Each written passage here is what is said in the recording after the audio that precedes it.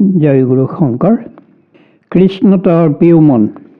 আমি এই পুথিখনি লিখাৰ অন্তৰালত এটাই ভাৱ, আমাৰ প্ৰভু ভগৱন্তৰ চৰণত যি ভকতি কৰিছে সেইজনে জগতবাসীৰ কাৰণে বা ওচৰ চুবুৰীয়াৰ কাৰণে বা বন্ধু বান্ধৱৰ কাৰণে কিবা অৱদান আগবঢ়াইছেনে? আমি অৱদান আগবঢ়াব পৰা ভকত নহয়, তথাপি যি পাৰিছোঁ আমাৰ ক্ষুদ্ৰ মগজেৰে কেইটিমান ভগৱন্তৰ বাণী, মহাপুৰুষ শংকৰদেৱ আৰু মাধৱদেৱৰ লিখনিৰ দ্বাৰা যিখিনি বুজি পাইছোঁ সেইখিনিকে ৰাইজৰ আগত অলপ উপস্থাপন কৰাৰ মন কৰি এই কৃষ্ণতৰ প্ৰিয় মন পুথিখনি লিখিছোঁ।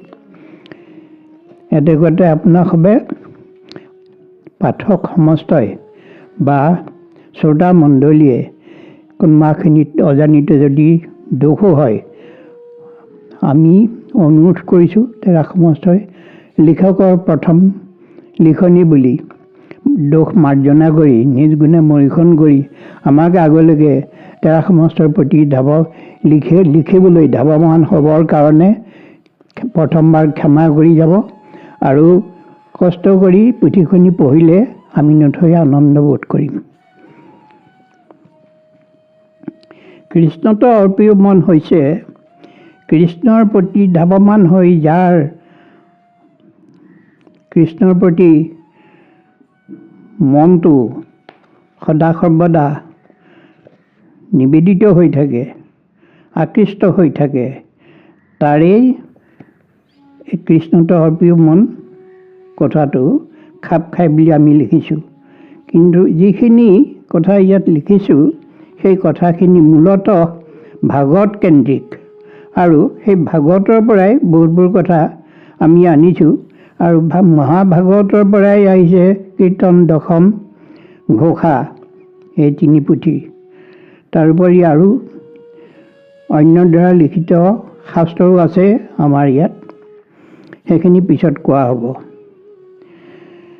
কৃষ্ণতৰ প্ৰিয় মন ব্যাখ্যা কৰাৰ আগতে আমি ভাগৱত শাস্ত্ৰৰ দুটামান কথা পঢ়ি ল'ব খুজিছোঁ। শুনিও ক সৰ্বজন কৃষ্ণতৰ প্ৰিয় মন, মহাভাগৱত কথাষাৰ, ইহে পুৰাণৰ সূৰ্য ভকতিৰ প্ৰকাশক, সমস্ত বেদৰ সাৰোদ্ধাৰ।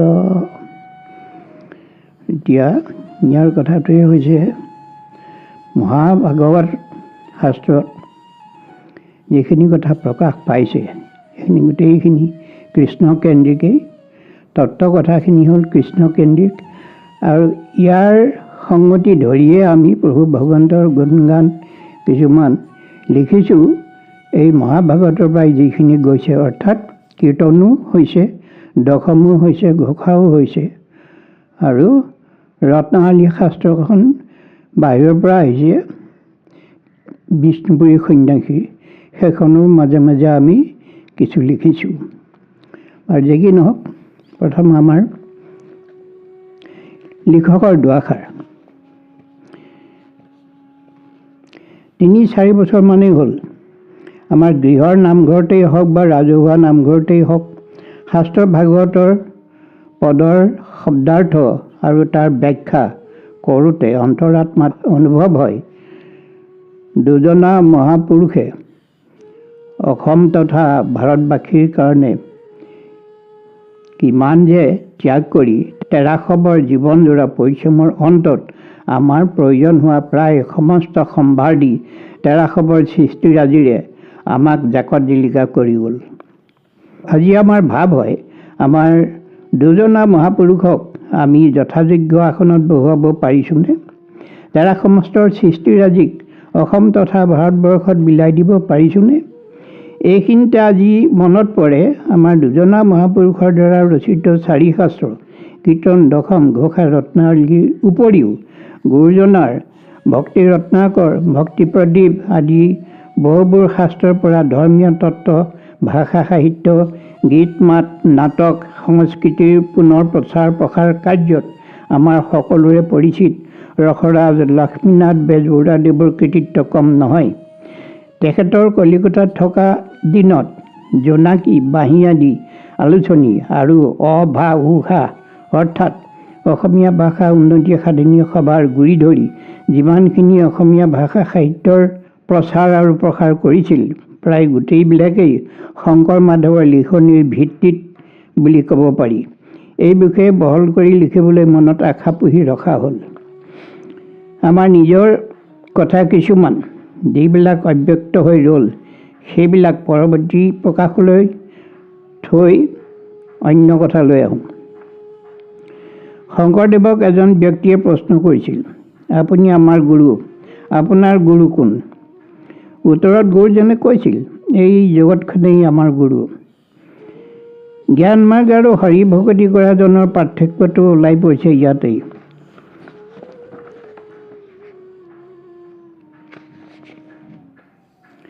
এটা দিশত ভাবি চোৱা যাওক, সংসাৰখন বা দৃশ্যমান জগতখন যদিও অনিত্য, ভগৱন্ত কিন্তু ইয়াতেই অব্যক্ত হৈ আছে বা ব্যাপ্ত হৈ আছে। ভগৱন্তই ভকতক এই অনিত্য সংসাৰতে থাকি তেওঁৰে গুণগান কীৰ্তন কৰি থাকি ভগৱত ভক্তিত নিমজ্জিত হ'বলৈ কৈছে। এই কাৰণেই যে আমি এই ভকতিৰ বলতে এদিন কৃষ্ণত মন প্ৰাণ অৰ্পি মায়া ৰহিত হৈ শেষ অৱস্থাত ইহ জগত ত্যাগ কৰি বৈকুণ্ঠগামী হ'ব পৰাৰ পথ আছে। তাৰ বাবে লাগে মাথো সেই বস্তু অৰ্থাৎ ঈশ্বৰ কৃষ্ণৰ কৃপা। তেওঁৱেই পৰমাত্মা, তেওঁৱেই উত্তম শ্লোক সনাতন বাসুদেৱ দৈৱকী নন্দন সমস্ত বিশ্ব ব্ৰহ্মাণ্ডৰ গৰাকী। এতিয়া আমি পাঠক সমাজক এতিয়া অনুৰোধ জনাওঁ যে সংসাৰত থাকি মায়াৰ প্ৰভাৱৰ পৰা নিজে নিজকে বচাবলৈ উপৰোক্ত অনন্ত ব্ৰহ্মাণ্ডৰ গৰাকীজনাৰ চৰণত যদি আমি আন্তৰিক ভকতি মিনতি প্ৰণতি জনাওঁ, নিশ্চয় মনুষ্য জন্ম ধৰাৰ সাৰ্থকতা অৰ্জন কৰা হ'ব। শেষত আমাৰ সমস্ত দুখ মৰিখনাৰ্থে মাধৱ পুৰুষৰ এজোপা ঘোষাৰে প্ৰাৰ্থনা জনালোঁ। তোমাক পৰম ঈশ্বৰ নমানি হৰি হৰি হৰিয়ে, মহা অহংকাৰে দ্ৰোহ আচৰিলোঁ আমি। আবে তজুপদে শৰণ পখিলোঁ, হৰি হৰি হৰি হৰিয়ে, মই দ্ৰোহী আৰু দুখ ক্ষমা কৰা স্বামী। ঘোষা শ্ৰী পদ্ম হাজৰিকা, বকুল নগৰ, পশ্চিম বৰগাঁও, গুৱাহাটী 33, দূৰভাষ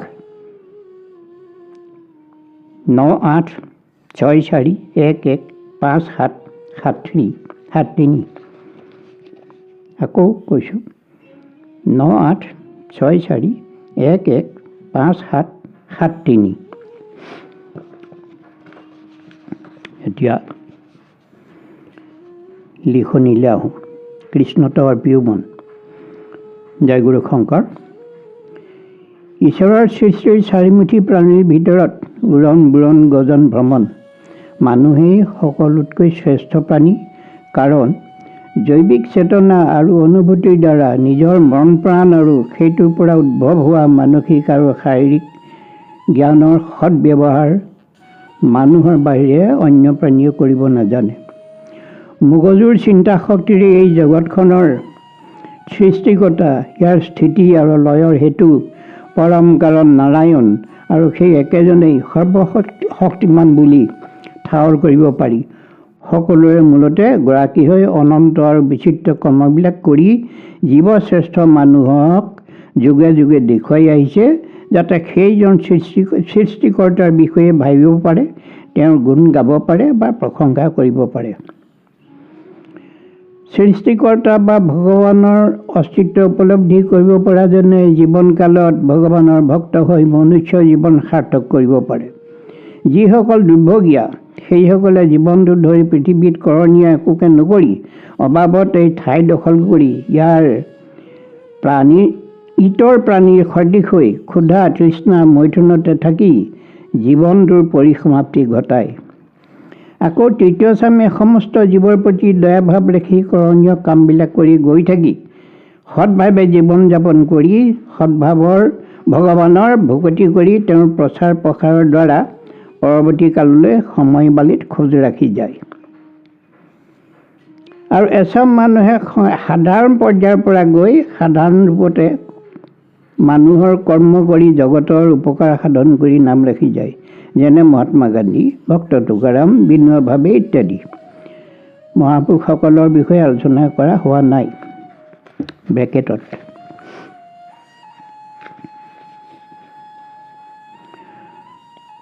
সত্য অহিংসাত থাকি পৰোপকাৰ কৰি ভাল পোৱা লোক আমাৰ সমাজত আছে। এইসকলৰ নৈতিক চৰিত্ৰৰ ত্যাগৰ আৰ্হিয়ে যিমানে বিলাই দিবা সিমানে মহান হবা কথাটোৰ বাস্তৱ ৰূপ দেখিলে সমাজ বা দেশৰ জনগণৰ নৈতিক আৰু আধ্যাত্মিক দিশত প্ৰভুত্ব প্ৰভাৱ পৰিব পাৰে।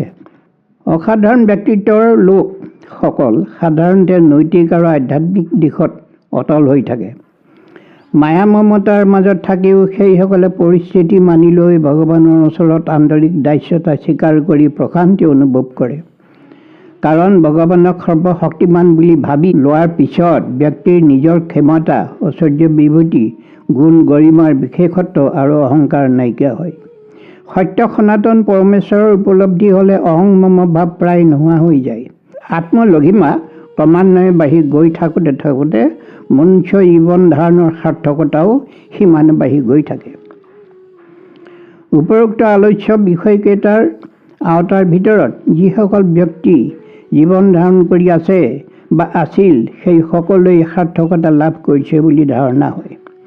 তাৰ বিপৰীতে যিসকল লোকে বিষয় বাসনাকে জীৱনৰ সৰ্বোচ্চ বুলি ভাবি চৈধ্য পুৰুষ চলিব পৰাকৈ ধন সম্পত্তিৰ গৰাকী হৈ জীৱনটো অতিবাহিত কৰিছে, যিসকলে অন্য চাৰিমুঠি জীৱৰ প্ৰতি দয়াভাৱেৰে অলপো অৰিহণা আগবঢ়োৱা নাই, যিসকলে বিপদগ্ৰস্ত লোকৰ একো মংগল সাধন কৰা নাই, সেইসকলৰ জীৱন অসাৰ্থক।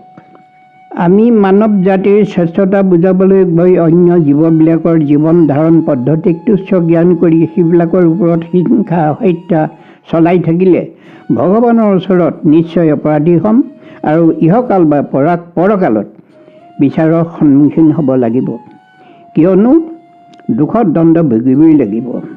এই বিষয়ে মহাপুৰুষ শংকৰদেৱৰ লিখনিত সমস্ত ভূতৰা জানা আছো মই হৰি, সবাকো মানিবা তুমি বিষ্ণু বুদ্ধি কৰি। পাৰমাৰ্থিক দিশত এইখিনি কৰ্মৰ ফলাফল অদৃশ্য আৰু আমাৰ জ্ঞাত নহয়, কিন্তু হিংসাত পবিত্ৰ হোৱা পৰিণাম যে ভয়াৱহ হ'ব তাক আমি বৰ্তমান ওলাই কৰি চলিছোঁ। অবাধে হিংসা হত্যা আৰু উৎপীড়ন কৰা কথা নাভাবি, অবোধ প্ৰাণীবিলাকৰ প্ৰকৃত যত্নৰ কথা কেতিয়াও নাভাবি বৰং আমাৰ জীৱিকাৰ আহিলা কৰি ব্যৱসায় কৰিছোঁ। এইবিলাক কৰ্ম জীৱ হিংসাৰ বাহিৰে অন্য একো নহয়। ভক্তি মাৰ্গৰ পথত আগুৱাবলৈ হ'লে কৰ্মবিলাক মলহীন হ'ব লাগিব। কাৰণ ভক্তি আমি কাক কৰিছোঁ? যদি আমাৰ ভজনীয় দেৱ কেৱল ঈশ্বৰ কৃষ্ণ হয়, তেন্তে কৰ্মবিলাক দোষমুক্ত কৰি ল'বলৈ ভগৱন্তত অৰ্পণ কৰি ল'ব লাগিব। শাস্ত্ৰত আছে, ময়ে আত্মা মোকে কাটে কেনে মহা দুষ্ট, তাহাৰ হিংসাত হৈব কোনো দেৱ তুষ্ট। এটা আছে পদ্মপুৰাণ স্বৰ্গখণ্ড।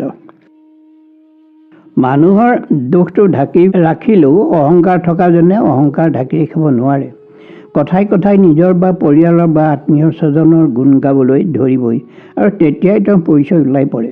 সকলো সময়তে নিজৰ বিষয়ে কৈ ভাল পোৱাজনে অন্যৰ বিষয়ে জানিবলৈ নিবিচাৰে, বৰঞ্চ তেওঁৰ লানি নিচিগা কথা অন্যজনৰ কাৰণে যে বিৰক্তিকৰ হ'ব সেই কথাও নাভাবে।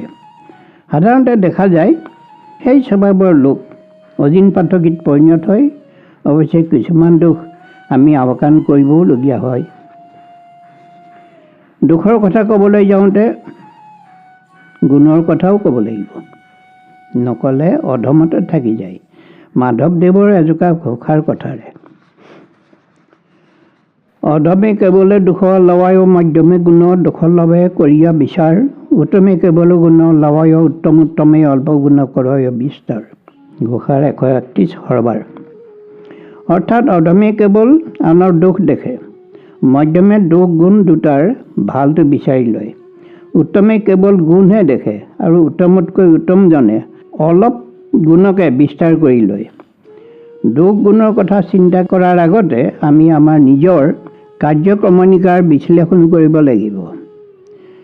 এজন লোকৰ গাত সমস্ত গুণ নাথাকিলেও যদি তেওঁ সত্যবাদী আৰু দয়ালু হয়, তেনে ব্যক্তি সমাজত বিশেষভাৱে আদৰণীয় হৈ পৰে। তেনেলোকৰ সংখ্যা তাকৰ যদিও জাতি অজাতি বহুতৰ মাজতেই পূজনীয়।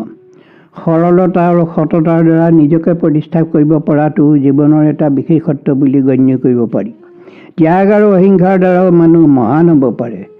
এতিয়া আমি ভাবোঁ আহক, এইবিলাকৰ কোনটো গুণৰ অধিকাৰী হ'ব পাৰিছোঁ আমি? যদি নাই পৰা, চেষ্টাৰ দ্বাৰা অনুশীলন কৰিলে কেনেকুৱা হয়? আজিৰ পৰাই ভাবিবলৈ আৰম্ভ কৰক, নহ'লে বিষয় বাসনাৰ মেৰপাকত থাকোঁতেই এদিন সকলো শেষ হৈ যাব। আধ্যাত্মিক দিশৰ কথালৈ আহোঁ। প্ৰথমেই আমাক প্ৰয়োজন হয় সত্য, শৌচ, ক্ষমা, দয়া, ত্যাগ, অহংকাৰ শূন্য সকলোতে আনন্দময় হাঁহিৰ পৰিৱেশ তৈয়াৰ কৰা। কেনেকৈ সম্ভৱ হ'ব? একমাত্ৰ সদাচাৰী সৎলোকৰ মাজত কৃষ্ণ কথাৰ আলাপনৰ দ্বাৰা। কাৰণ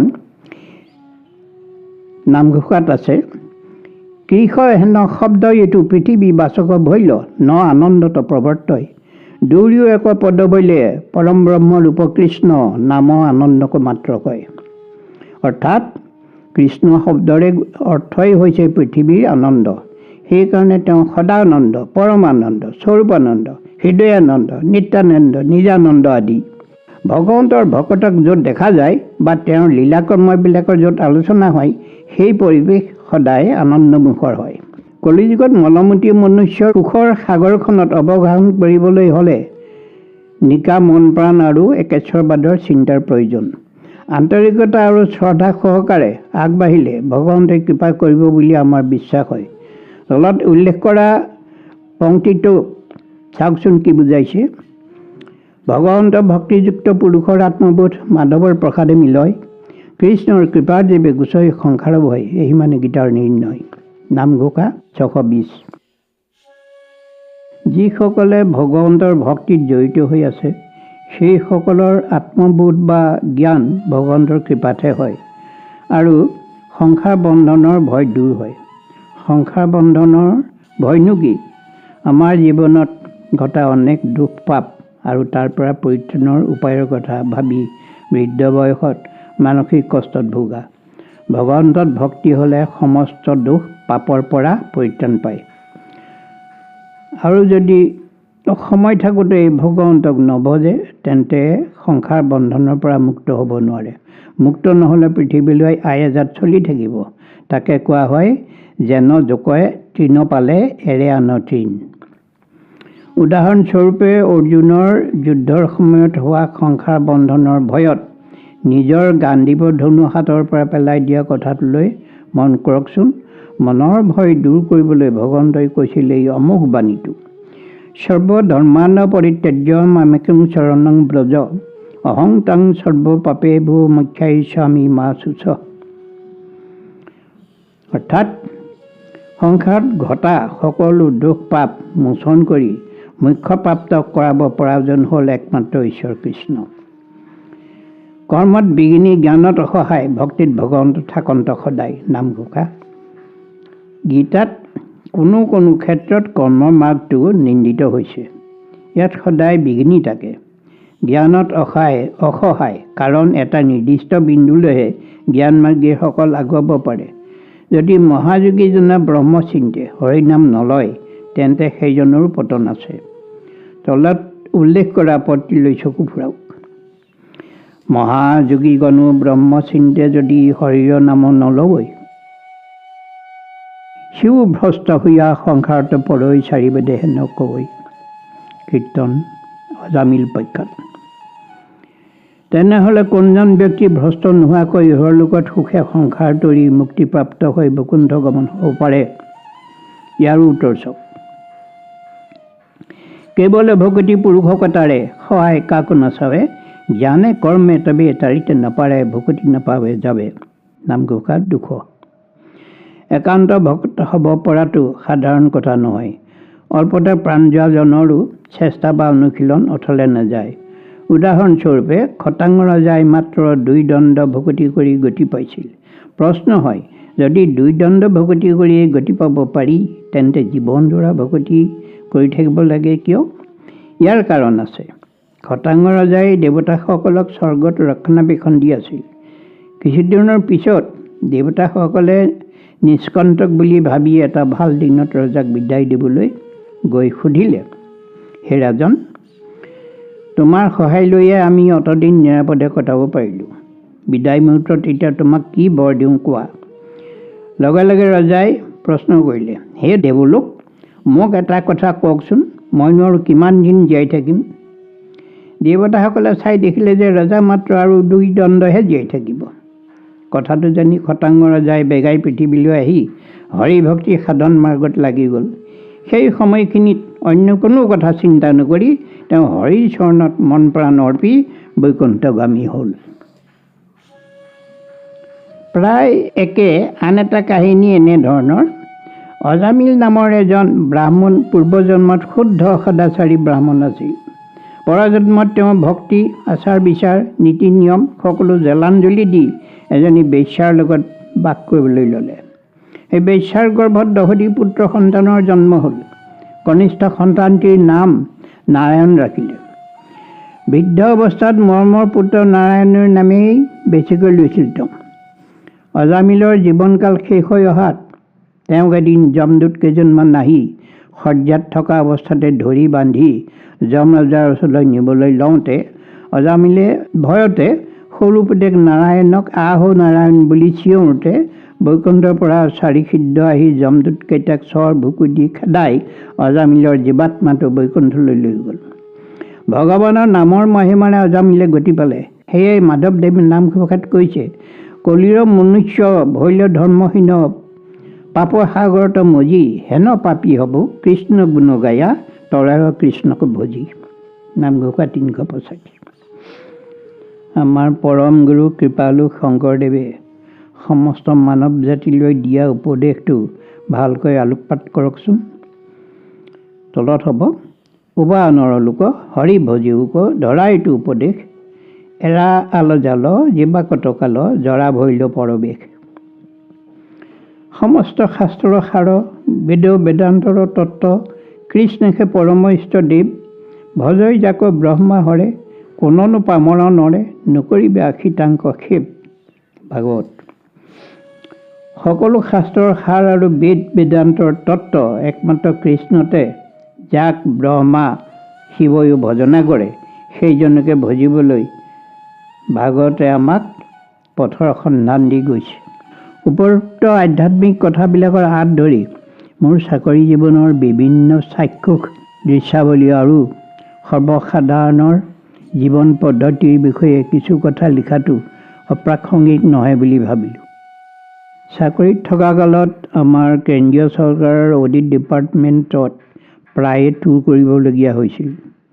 1986 চনত প্ৰথমবাৰ মিজোৰামৰ আইজাল আৰু লুংলেলৈ গৈছিলোঁ। সকলো ঠাইতে এটা কথা মন কৰিবলগীয়া হৈছে যে তেওঁলোকৰ প্ৰায় সকলোৱেই বাহিৰৰ পৰা মানুহ গ'লে সোধে, are you coming to Mizoram first time? How do you like Mizoram?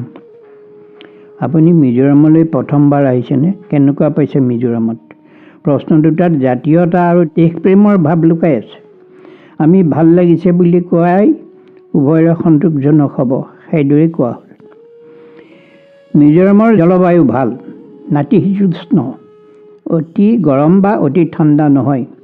মানুহবিলাকৰ আচৰণ অন্য পাহাৰীয়া জাতিতকৈ বহুগুণে ভদ্ৰ আৰু শান্ত, কিন্তু ধৰ্মীয় দিশত তেওঁলোক বৰ কঢ়া। শ্বিলং আৰু মিজোৰাম এই দুই ঠাইতে দেখা দুটা দৃশ্য এনেধৰণৰ। দুজনী মিজো ছোৱালী ৰাস্তাৰে আহি আছে। এজনীয়ে আনজনীক এহাতে ভালকৈ ধৰি আহিছে আৰু ইজনীয়ে গাটো ইমানকৈ ভাঙি আহিছে দেখিলে ভয় লগা।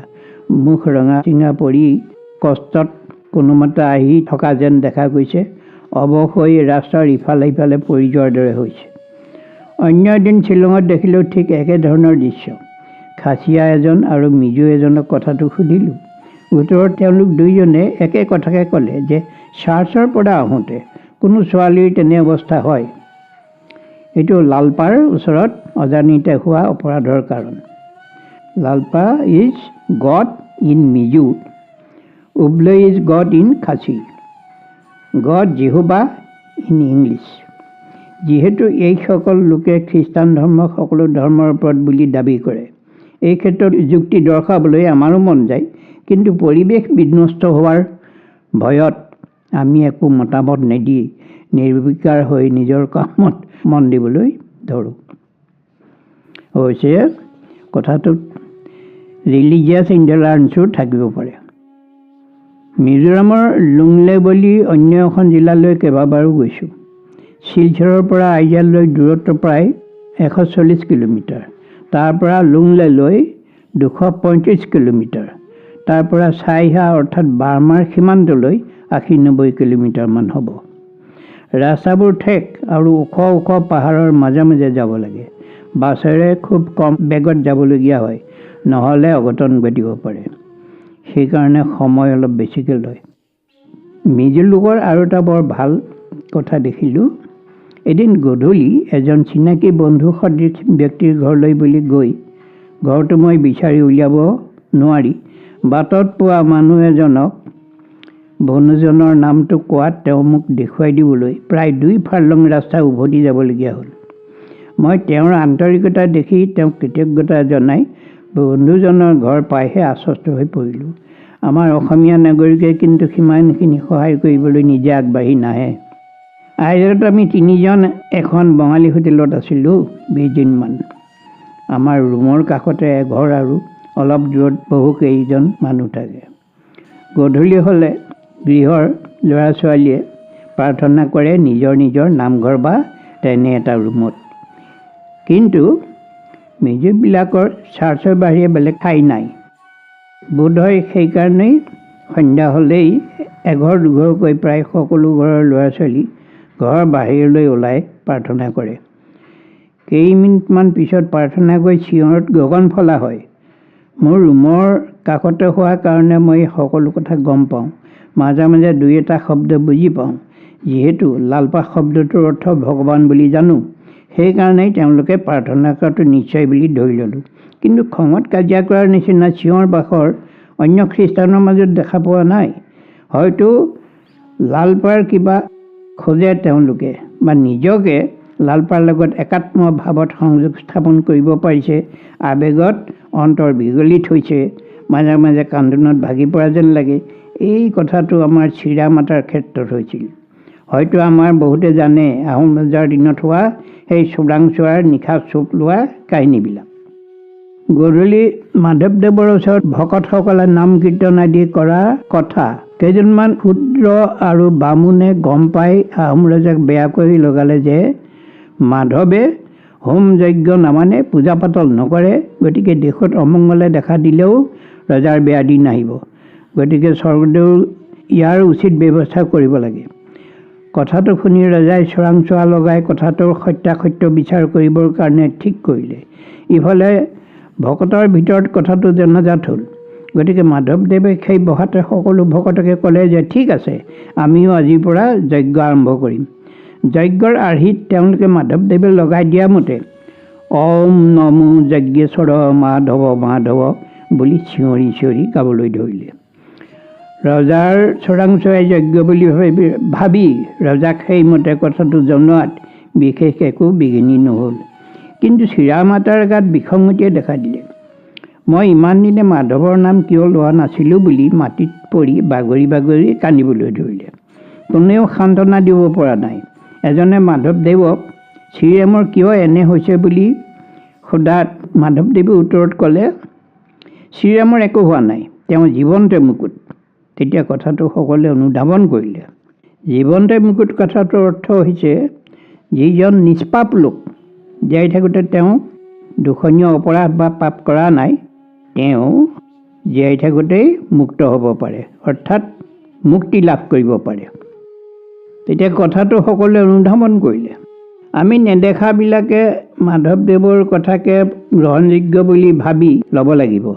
কাৰণ যিজন শ্ৰীৰামৰ মুখে বাদ্য ত্যাগ কৰি থাকোঁতেও জিভাখনে ৰাম ৰাম কৰি থাকে, ৰাতি টোপনিত লালকাল হৈ থাকোঁতেও মুখেৰে ৰাম শব্দটো উচ্চাৰিত হৈ থাকে, সেইটো যে ভগৱন্ত ভক্তিযুক্ত পুৰুষৰ বাহিৰে বেলেগৰ হ'ব নোৱাৰে, সেইটো নিশ্চয়কৈ বুজিব লাগিব। মিজোৰামত অফিচত থকাৰ সময়ত খ্ৰীষ্টীয় ধৰ্মৰ সৰু ডাঙৰ কিছুমান কিতাপ লৈ মিজো মানুহ প্ৰায়ে আহে আমাৰ ওচৰলৈ আৰু ধৰ্মৰ কথা কৈ তেওঁলোকে অন্য কিতাপ কিছুমান বিনামূলীয়াকৈ দি যায়। কিছুমান কিতাপৰ অৱশ্যে মূল্য দিব লাগে। কিতাপবিলাকত পাপ পুণ্যৰ ব্যৱহাৰ, ভাতৃত্ববোধ ইত্যাদি কথাহে বেছিকৈ থাকে। জীৱ হত্যা নিষেধ বুলি ক'তো মই নাপালোঁ। অৱশ্যে বাইবেলখন পূৰাকৈ পঢ়া হোৱা নাই। আৰু এটা কথাৰ উল্লেখ নাই, আমাৰ ভগৱানত ভক্তি কৰিবলৈ ধৰ্মীয় নীতি নিয়ম বা আন্তৰিকভাৱে শুদ্ধ ভাৱ মনলৈ আনি পূজা পাতলেই হওক বা নাম কীৰ্তনেই হওক সকলোতে বিধিগত নিয়মেৰে আগবাঢ়িব লাগে। আমাৰ বৈষ্ণৱসকলে নীতি নিয়ম ৰাখি সামাজিকভাৱে ধৰ্মীয় কাম কৰিলে নাম কীৰ্তন কৰে। সদাচাৰ সাত্বিকতা নীতি নিয়ম আদি মানি আসন গ্ৰহণ কৰি পাঠ বা প্ৰসংগ কৰা হয়। খ্ৰীষ্টানসকলৰ তেনেকুৱা ধৰা বন্ধা নিয়ম নাই, কেৱল পঢ়া আৰু ব্যাখ্যা কৰা। এটা কথাত খ্ৰীষ্টানবিলাকৰ লগত আমাৰ মিল আছে, সেইটো হৈছে আমাৰ এক দেৱ এক সেৱ একবিনে নাই কেৱ, আৰু সিসকলৰো একতেই বিশ্বাস। হয়তো ভজনীয়জন হ'ব পাৰে গড বা জেহুবা, যিকোনো এজন। গৈ থৈ এজনেই যদিও সামান্য পাৰ্থক্য আছে বুলি তেওঁলোকে কয়। ভক্তি মাৰ্গত থাকি ভকতি কৰি যোৱাটো বৰ সাধাৰণ কথা নহয়। ভকতি বুলি যিখিনি কৰ্ম কৰা হয় সেই কৰ্মখিনি মলহীন হ'ব লাগিব। কেৱল ভক্তি মাৰ্গৰ কৰ্মৰ কথাহে কোৱা হৈছে। ভগৱন্ত সন্তুষ্ট হ'বলৈ আমি কি ভাৱেৰে ভগৱন্তক ভাবিলে ভগৱন্ত সন্তুষ্ট হয় সেইটো কথাও ভাবিব লাগিব। এই কথাটো চৈতন্য প্ৰভুক তেওঁৰ এজন শিষ্যই সোধাত চৈতন্য প্ৰভুৱে কৈছিল, না মানেন মান দেন চীন সম সূক্ষ্ম বৃক্ষৰূপা সহিষ্ণুনা। অৰ্থাৎ নিজে মান নিবিচাৰি আনক মান কৰিবা, তৃণসম সৰু বুলি নিজকে অহংকাৰ শূন্য কৰি ল'বা, বৰগছডালৰ সমান সহ্য কৰিব পৰা গুণৰ অধিকাৰী হ'বা। অৰ্থাৎ বৰগছজোপাই ৰ'দ বৰষুণ সহ্য কৰিবলৈকে শিপা মেলি মাটিত খামুচি ধৰি থাকি তাৰ তলত মানুহ গৰু আদি জীৱ জানোৱাৰক ৰ'দ বতাহ বৰষুণৰ পৰা ৰক্ষা কৰি থাকে। নানান চৰাই চিৰিকটিও তাৰ গুটি খায় আৰু জিৰণি লৈ থাকে। নিজে কষ্ট কৰি জীয়াই থাকি আনৰ উপকাৰ কৰাটো এটা বৃহৎ গুণ।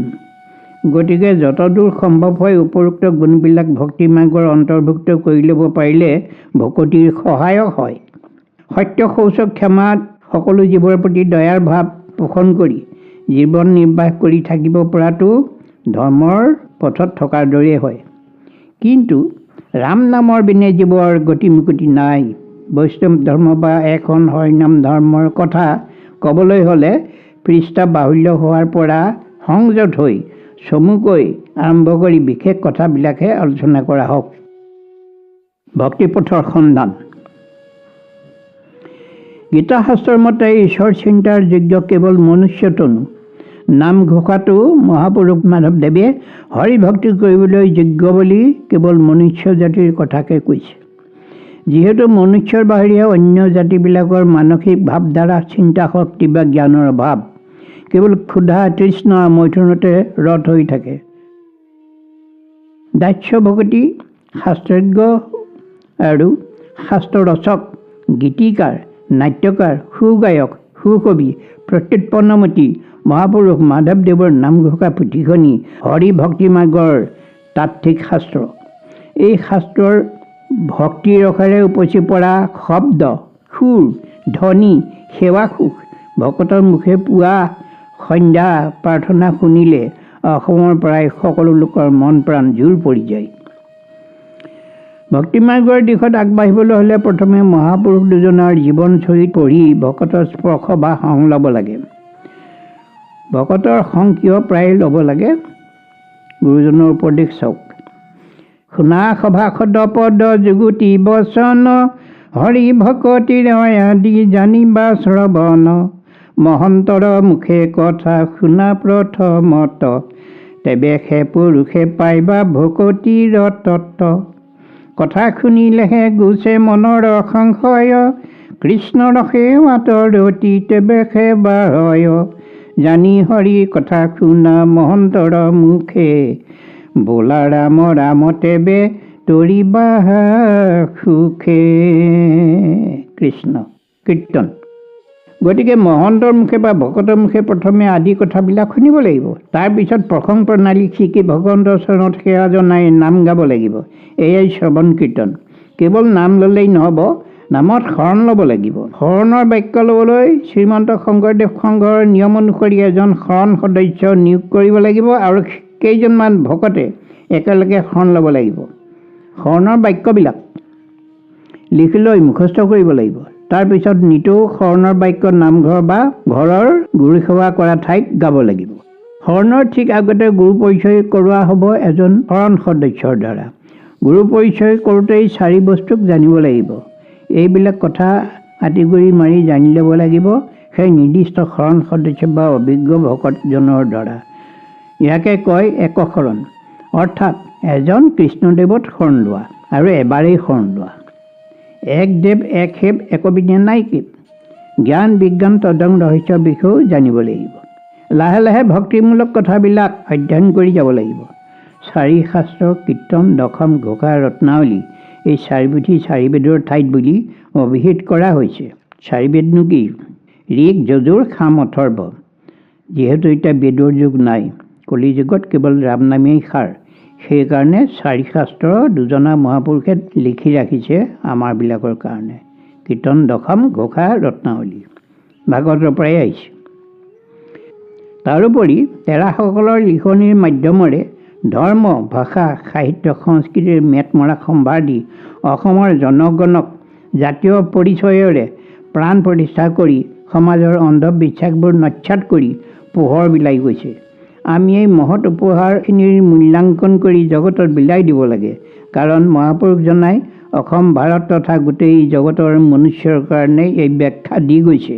ব্যাখ্যাটো হৈছে উবা নৰলোক হৰি ভজিউক ধৰাইতো উপদেশ এৰা আলজাল জীৱা কটকাল জৰা ভৈল পৰৱেশ। ভাগৱত। যিজন মহাপুৰুষে ৰাজবিষয় ত্যাগ কৰি অসম তথা ভাৰতবাসীক ভক্তি, জ্ঞান, ধৰ্মীয় দৰ্শন, কলা, সংস্কৃতি, ভাষা, সাহিত্যৰে সঁচা মানৱৰ শাৰীত থৈ পৰিচয় কৰাই গ'ল, সেইজন আমাৰ কাৰণে ঈশ্বৰ পুৰুষ নহয় বুলি কোনোবাই বুকুত এটি ক'ব পাৰিবনে? যিসকলে আজিও পুথিগন্ধময় কুসংস্কাৰ যেনে তামসিক শক্তিৰ দ্বাৰা পৰিচালিত হৈ ডাইনী হত্যা, নৰবলি পৰ্যন্ত কৰি সমাজৰ অজ্ঞ লোকক বিপথে পৰিচালিত কৰিছে, সেইসকল লোক সমাজৰ কলংক নহয়নে? ধৰ্মৰ নামত তেওঁবিলাকে যি কৰ্ম কৰি অজ্ঞ লোকসকলক নৰহত্যা মহাপাপত প্ৰবৃত্ত কৰাই সত্য জগতৰ জ্ঞান বিজ্ঞানৰ প্ৰগতিৰে, সভ্য জগতৰ জ্ঞান বিজ্ঞানৰ প্ৰগতিৰে চন্দ্ৰলৈ যোৱা, আকাশমাৰ্গৰ বাহী হৈ অন্য গ্ৰহ উপগ্ৰহলৈ যাবলৈ গৱেষণাত থকা সকলক, ভাৰত তথা ভাৰতৰ বাহিৰত থকা ভাৰতীয়সকলক ঘোৰ অপমান কৰা হোৱা নাইনে? এইবিলাক নাৰকীয় কাণ্ড ঘটি থাকোঁতে সমাজৰ বিদ্যাত বা জ্ঞানীসকলে মানৱ জাতিৰ কাৰণে উপদেশ দি যোৱা মহাপুৰুষ শংকৰদেৱৰ উপৰোক্ত বাণীবিলাকৰ দ্বাৰা আধ্যাত্মিক দিশত অগ্ৰসৰ হ'বলৈ উদগনি যোগাব পাৰিলে সমাজ তথা দেশৰ কিছু হ'লেও উপকাৰ সাধন কৰা হ'ব বুলি বিশ্বাস হয়। কাৰণ দেখা গৈছে সত্য, অহিংসা, মানৱ প্ৰেম আদিৰ দৰে অন্য বিকল্প আজিৰ সমাজত নাই। অলপতে অৰ্থাৎ 2022 ডিচেম্বৰ মাহৰ আগভাগত শ্ৰীমন্ত শংকৰদেৱ সংঘৰ ভিতৰচৰাত 4 ঘৰ মানুহ নতুনকৈ সংঘত অন্তৰ্ভুক্ত হোৱা হেতুকে তেওঁলোকে কৰা সামান্য ভুলৰ বাবে সংঘৰ পদাধিকাৰ আৰু প্ৰধান সম্পাদকৰ ওপৰত যি গ্লানিৰ বিতৰ্ক আৰম্ভ হৈ দূৰদৰ্শনৰ মজিয়া পালেগৈ, সেই দৃশ্য অসমৰ সকলোৰে কাৰণে দুৰ্ভাগ্যৰ বিষয় হৈ ৰ'ল। ইয়াৰ কাৰণ হিচাপে আমাৰ বিশ্বাস হয়তো ওপৰ মহলৰ সঠিক পৰিচালনাৰ উপযুক্ত উপায় উদ্ভাৱন কৰা নহ'ল। এনে দুৰ্ভাগ্যজনক ঘটনাৰ যাতে পুনৰাবৃত্তি নহয়, তাৰ কাৰণে ভৱিষ্যতে সকলোৱে চিন্তা কৰি আগবাঢ়িবৰ হ'ল।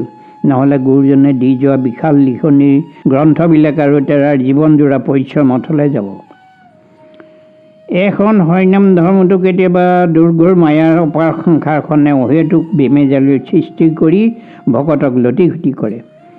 লক্ষ্য যাৰ পৰম পুৰুষৰ সান্নিধ্য বা কৃপা লাভ, সেইজন পুৰুষ কেতিয়াও বিফল নহয়। মাত্ৰ ভাবিব লাগিব, হৃদিস্থিত হৈয়া তুমি যেন কৰাইবাহ স্বামী শিশিকেশ কৰিব তেনেই। ভগৱন্তৰ হৃদয়স্থিত হ'বলৈ হ'লে শুদ্ধ হৃদয়ৰ ভাৱনা বা ভক্তিৰ প্ৰয়োজন হয়। শাস্ত্ৰত কৈছে, মই বিনে ভকতে নবাঞ্ছে কিছুৱান, ভকতত পৰে মই নিচিন্তু হোৱান। ভকতে ভগৱন্তৰ বাহিৰে আন একো নিবিচাৰে আৰু ভগৱন্তয়ো ভকতৰ বাহিৰে অন্য চিন্তা নকৰে। এয়া হৈছে একান্ত ভকতিৰ ফল।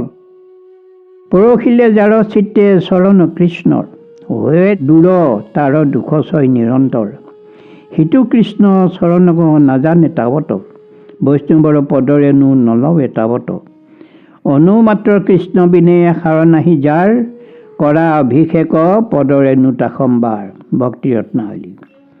কথাটো হৈছে, ভগৱন্তৰ প্ৰতি যিজনৰ চিত্ত নিমজ্জিত হ'ল, সেইজনৰ যত দুখ বেদনা আছিল সকলো দূৰ হ'ল।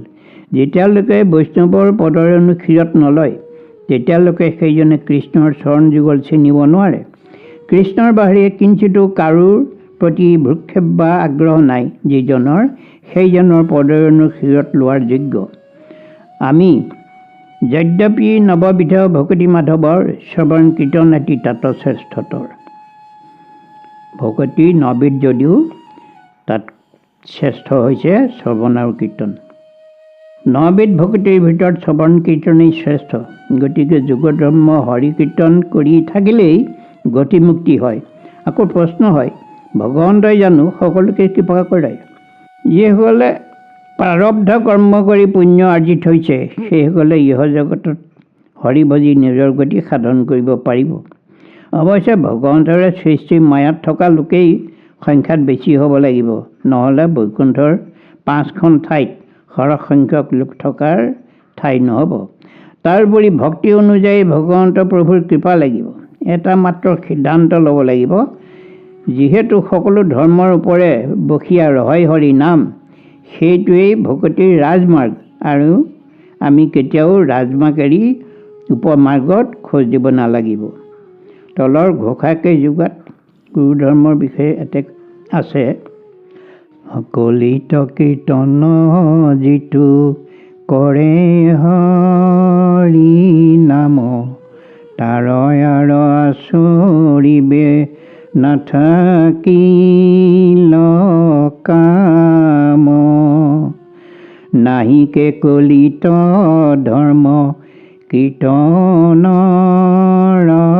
সম, যিটো গাৱে হৰি গুণ সিহীনৰ উত্তম। কলিত কীৰ্তনে মিলাই বেক মহাভাগ, সংসাৰক তৰি মাধৱক পাইবা লাগ। নামঘোষা 566, 568। ভগৱানৰ নামবিলাকৰ একো একোটা বিশেষত্ব আছে। তাৰ ভিতৰত কৃষ্ণ নামৰ মাহাত্ম্য মন কৰিবলগীয়া। কৃষ্ণ কৃষ্ণ কৃষ্ণ বুলি যিটো অন্তকালে নিজ প্ৰাণতে যে, আদ্যৰ শবদে মুকুতি টাংক দিয়,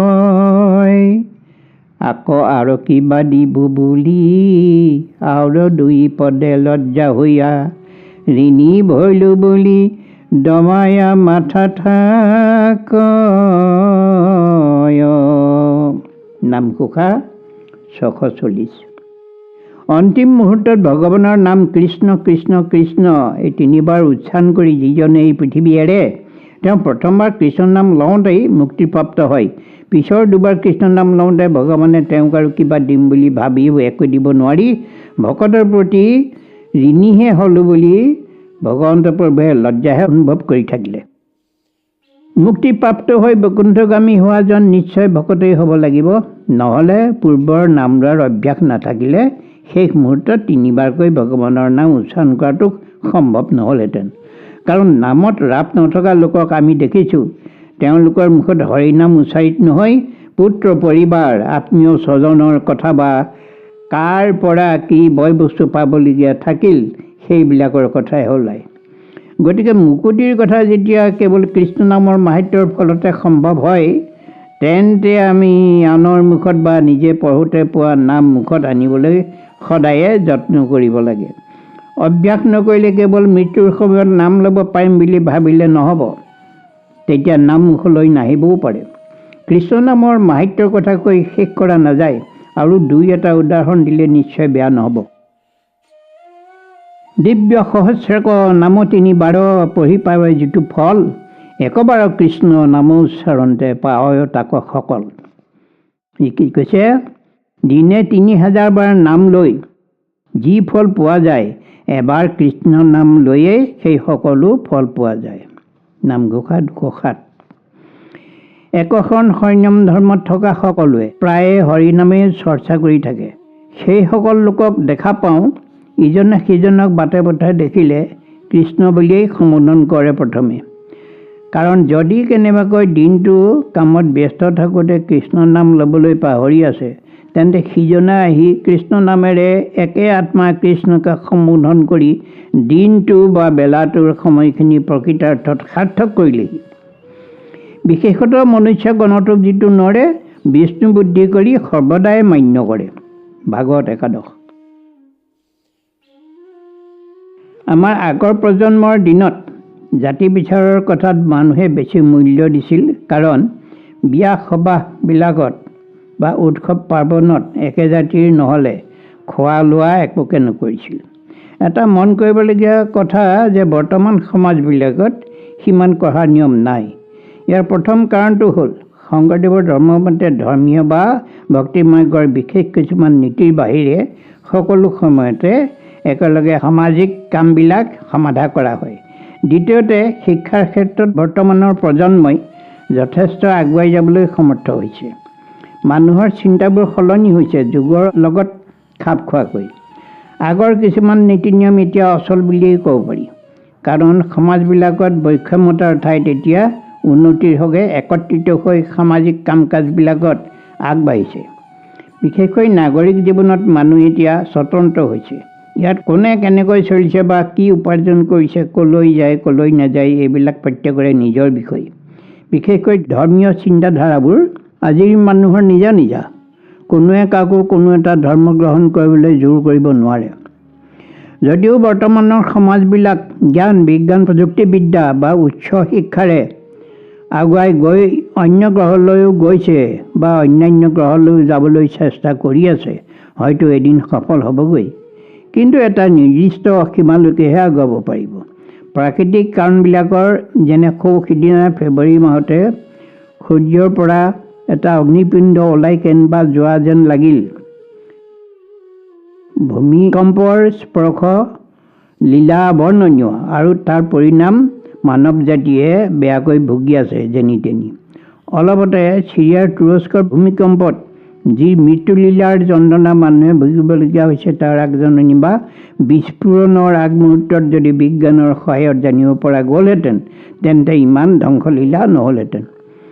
জন্ম মৃত্যুত মানুহৰ হাত নাই। ভগৱানৰ ভক্ত হৈ ভগৱানৰ নামতে নিজক উৎসৰ্গা কৰিবলৈ যত্নপৰ হ'লে কিছু যন্ত্ৰণাৰ লাঘৱ হ'লহেঁতেন বুলি ভাবিবৰ থল আছে। কিন্তু তেনেকৈয়ে দৈনন্দিন ঘটি থকা বহুতবোৰ ঘটনাত মানৱ বা অন্য জীৱ জন্তুৰ দুৰ্দশাবিলাকত ভগৱানৰ কৃপা হ'লে হয়তো কিছু উপশম হ'লহেঁতেন। এইবিলাক আমাৰ ভাৱনাহে বা ইয়াৰ সত্যতা নুকিব নোৱাৰি। গতিকে আধ্যাত্মিক দিশৰ অদৃশ্য শক্তি বা ভগৱানৰ কৃপাৰ বাহিৰে অন্য উপায় উদ্ভাৱন কৰিব পৰা হ'ব জানো? আমি ভাবোঁ ইয়াৰ গত্যন্তৰ নাই। কাৰণ সৃষ্টি স্থিতি প্ৰলয়ৰ হেতু অনন্ত বিচিত্ৰ কৰ্ম হৰি, কৰা যিটো তাক গাৱে শুনে প্ৰশংসয়। অপবৰ্গদাতা ভগৱন্ত, তাহা নচৰণ পংকজত, তিনিৰো নিশ্চয় উত্তম ভক্তি হয়। কি কৈছে? সৃষ্টি স্থিতি আৰু প্ৰলয় এইকেইটাক প্ৰাকৃতিক কাৰণ বুলি ধৰি জন্ম স্থিতি আৰু মৃত্যুত মানুহৰ হাত নাই বুলি কয়। মানুহৰ হাত নাই হয়, কিন্তু প্ৰকৃতিৰ হাত নাই এইবিলাকত। কাৰণ শাস্ত্ৰত লিখিছে, প্ৰকৃতি পুৰুষ দুয়ো নিয়ন্তা মাধৱ, সমস্তৰে আত্মা হৰি পৰম বান্ধৱ। প্ৰকৃতি হৈছে জননী আৰু পুৰুষ হৈছে সৃষ্টিৰ কাৰণ, কৰ্তা নহয়। এই দুয়ো স্বতন্ত্ৰ নহয়, আৰু ইয়াৰ নিয়ন্ত্ৰক হ'ল ভগৱান। সেই ভগৱানেই হ'ল সকলোৰে আত্মা বা পৰমাত্মা। যত দেখা চৰাচৰ হৰিময় নিৰন্তৰ, গোটেই পৃথিৱীখনেই হৰিময় বুলি জ্ঞান কৰিব লাগিব। তেতিয়া আমি জীৱাত্মাবিলাক পৰমাত্মাৰ বিভূতি ৰূপে জীয়াই থাকি ভগৱানৰ অনন্ত বিচিত্ৰ কৰ্মবিলাক অৰ্থাৎ ভগৱানৰ লীলা কৰ্মবিলাকৰ গুণ গাই শুনি বা প্ৰশংসা কৰি থাকিলে মুক্তি তথা ভগৱন্তৰ চৰণ কমলত তিনিওজনৰে উত্তম ভক্তি হয় বুলি ঘোষাত কৈছে। পৃথিৱীত বাস কৰা চাৰিমুঠি জীৱৰ ভিতৰত তিনিটা তাপ সকলোৱেই পায়। মাধৱদেৱৰ ঘোষা শাস্ত্ৰখনিত থকা বহুমূলীয়া কথাবিলাক আমি পঢ়িলে বা গাব জানিলেই নহ'ব, প্ৰত্যেকটো শব্দ বুজিব লাগিব আৰু তেতিয়াহে বাস্তৱ ৰূপত এইবিলাকৰ প্ৰয়োজন কিমান তাক অনুভৱ কৰিব পাৰিব। হে কৃষ্ণ জব জীৱ নিত্য তিনি তাপে হুঞা সন্তাপিত দুৰ্ঘোৰ সংসাৰ তাপত পৰিয়াছয় তজু পদ চেত ছত্ৰ প্ৰায় অমৃত বৰিষে সৰ্বদায় তাৰ ছায়া বিনে নেদেখো আৰু আশ্ৰয়। তিনিটা তাপ হৈছে আধি দৈবিক, আধি ভৌতিক, আধ্যাত্মিক। সৃষ্টিকৰ্তা ভগৱান হৈছে প্ৰকৃতিৰ নিয়ন্ত্ৰক। যিখিনি কৰ্ম প্ৰকৃতিৰ দ্বাৰা কৰা হয় সেইখিনি কৰ্মই যদি প্ৰাণীবিলাকৰ দুখৰ কাৰণ হয় তেন্তে তাক আধি দৈবিক তাপ। শাৰীৰিক ব্যাধি দুৰ্ঘটনা আদিত ভুগি থকাটো আধি ভৌতিক। আৰু আধ্যাত্মিক তাপ হৈছে হৃদয়ৰ দুখ বেদনা, যেনে আপোনজনৰ বিয়োগ, আপোন বুলি ভবাজনে অন্তৰত আঘাত লগোৱাকৈ কথা শুনোৱা বা অতি জঘন্য ব্যৱহাৰ কৰা আৰু তাক কেতিয়াও অন্তৰৰ পৰা মুচি পেলাব নোৱাৰা হয়। এই গোটেইবিলাক তাপে হয় শাৰীৰিক নহয় মানসিকভাৱে আমাক জৰ্জৰিত কৰি মনৰ সদ্ভাৱনাবিলাক নাইকিয়া কৰে। কেৱল সেয়ে নহয়, আমাৰ মনত ক্ৰোধৰো উৎপত্তি হয়। আমাৰ মাজৰ এজনে ক'লে, হেৰি বাপ সমস্ত ক্ৰোধ এৰক। কিয় ক'লে? মই কেইদিনমান যি মনৰ অশান্তিত ভুগিছোঁ কি ক'ম আপোনাক হ'ব। অলপ ৰ'ব, শুনকচোন শাস্ত্ৰই কি কৈছে। ক্ৰোধাৎ ভৱতি সন্মোহ সন্মোহাৎ স্মৃতি বিভ্ৰম স্মৃতি ভ্ৰংশাৎ বুদ্ধিনাশো বুদ্ধিনাশাৎ প্ৰণশ্যতি। গীতা 2:63। মাধৱদেৱে আকৌ কৈছে, যতেক অনৰ্থ আছে সংসাৰত তাতে তিনিবিধ সাৰ, কাম ক্ৰোধ লোভ আপোন নাশন জানি কৰা পৰিহাৰ। নামঘোষা 208। মাধৱদেৱৰ এই ব্যাখ্যাটোত উপৰোক্ত সংস্কৃত শ্লোকটোৰ অৰ্থ আংশিকভাৱেহে প্ৰকাশ পাইছে। শ্লোকটোৰ অৰ্থ মই আকৌ কৈছোঁ, ক্ৰোধাৎ ভৱতি সন্মোহ, ক্ৰোধে সন্মোহ জন্মায়।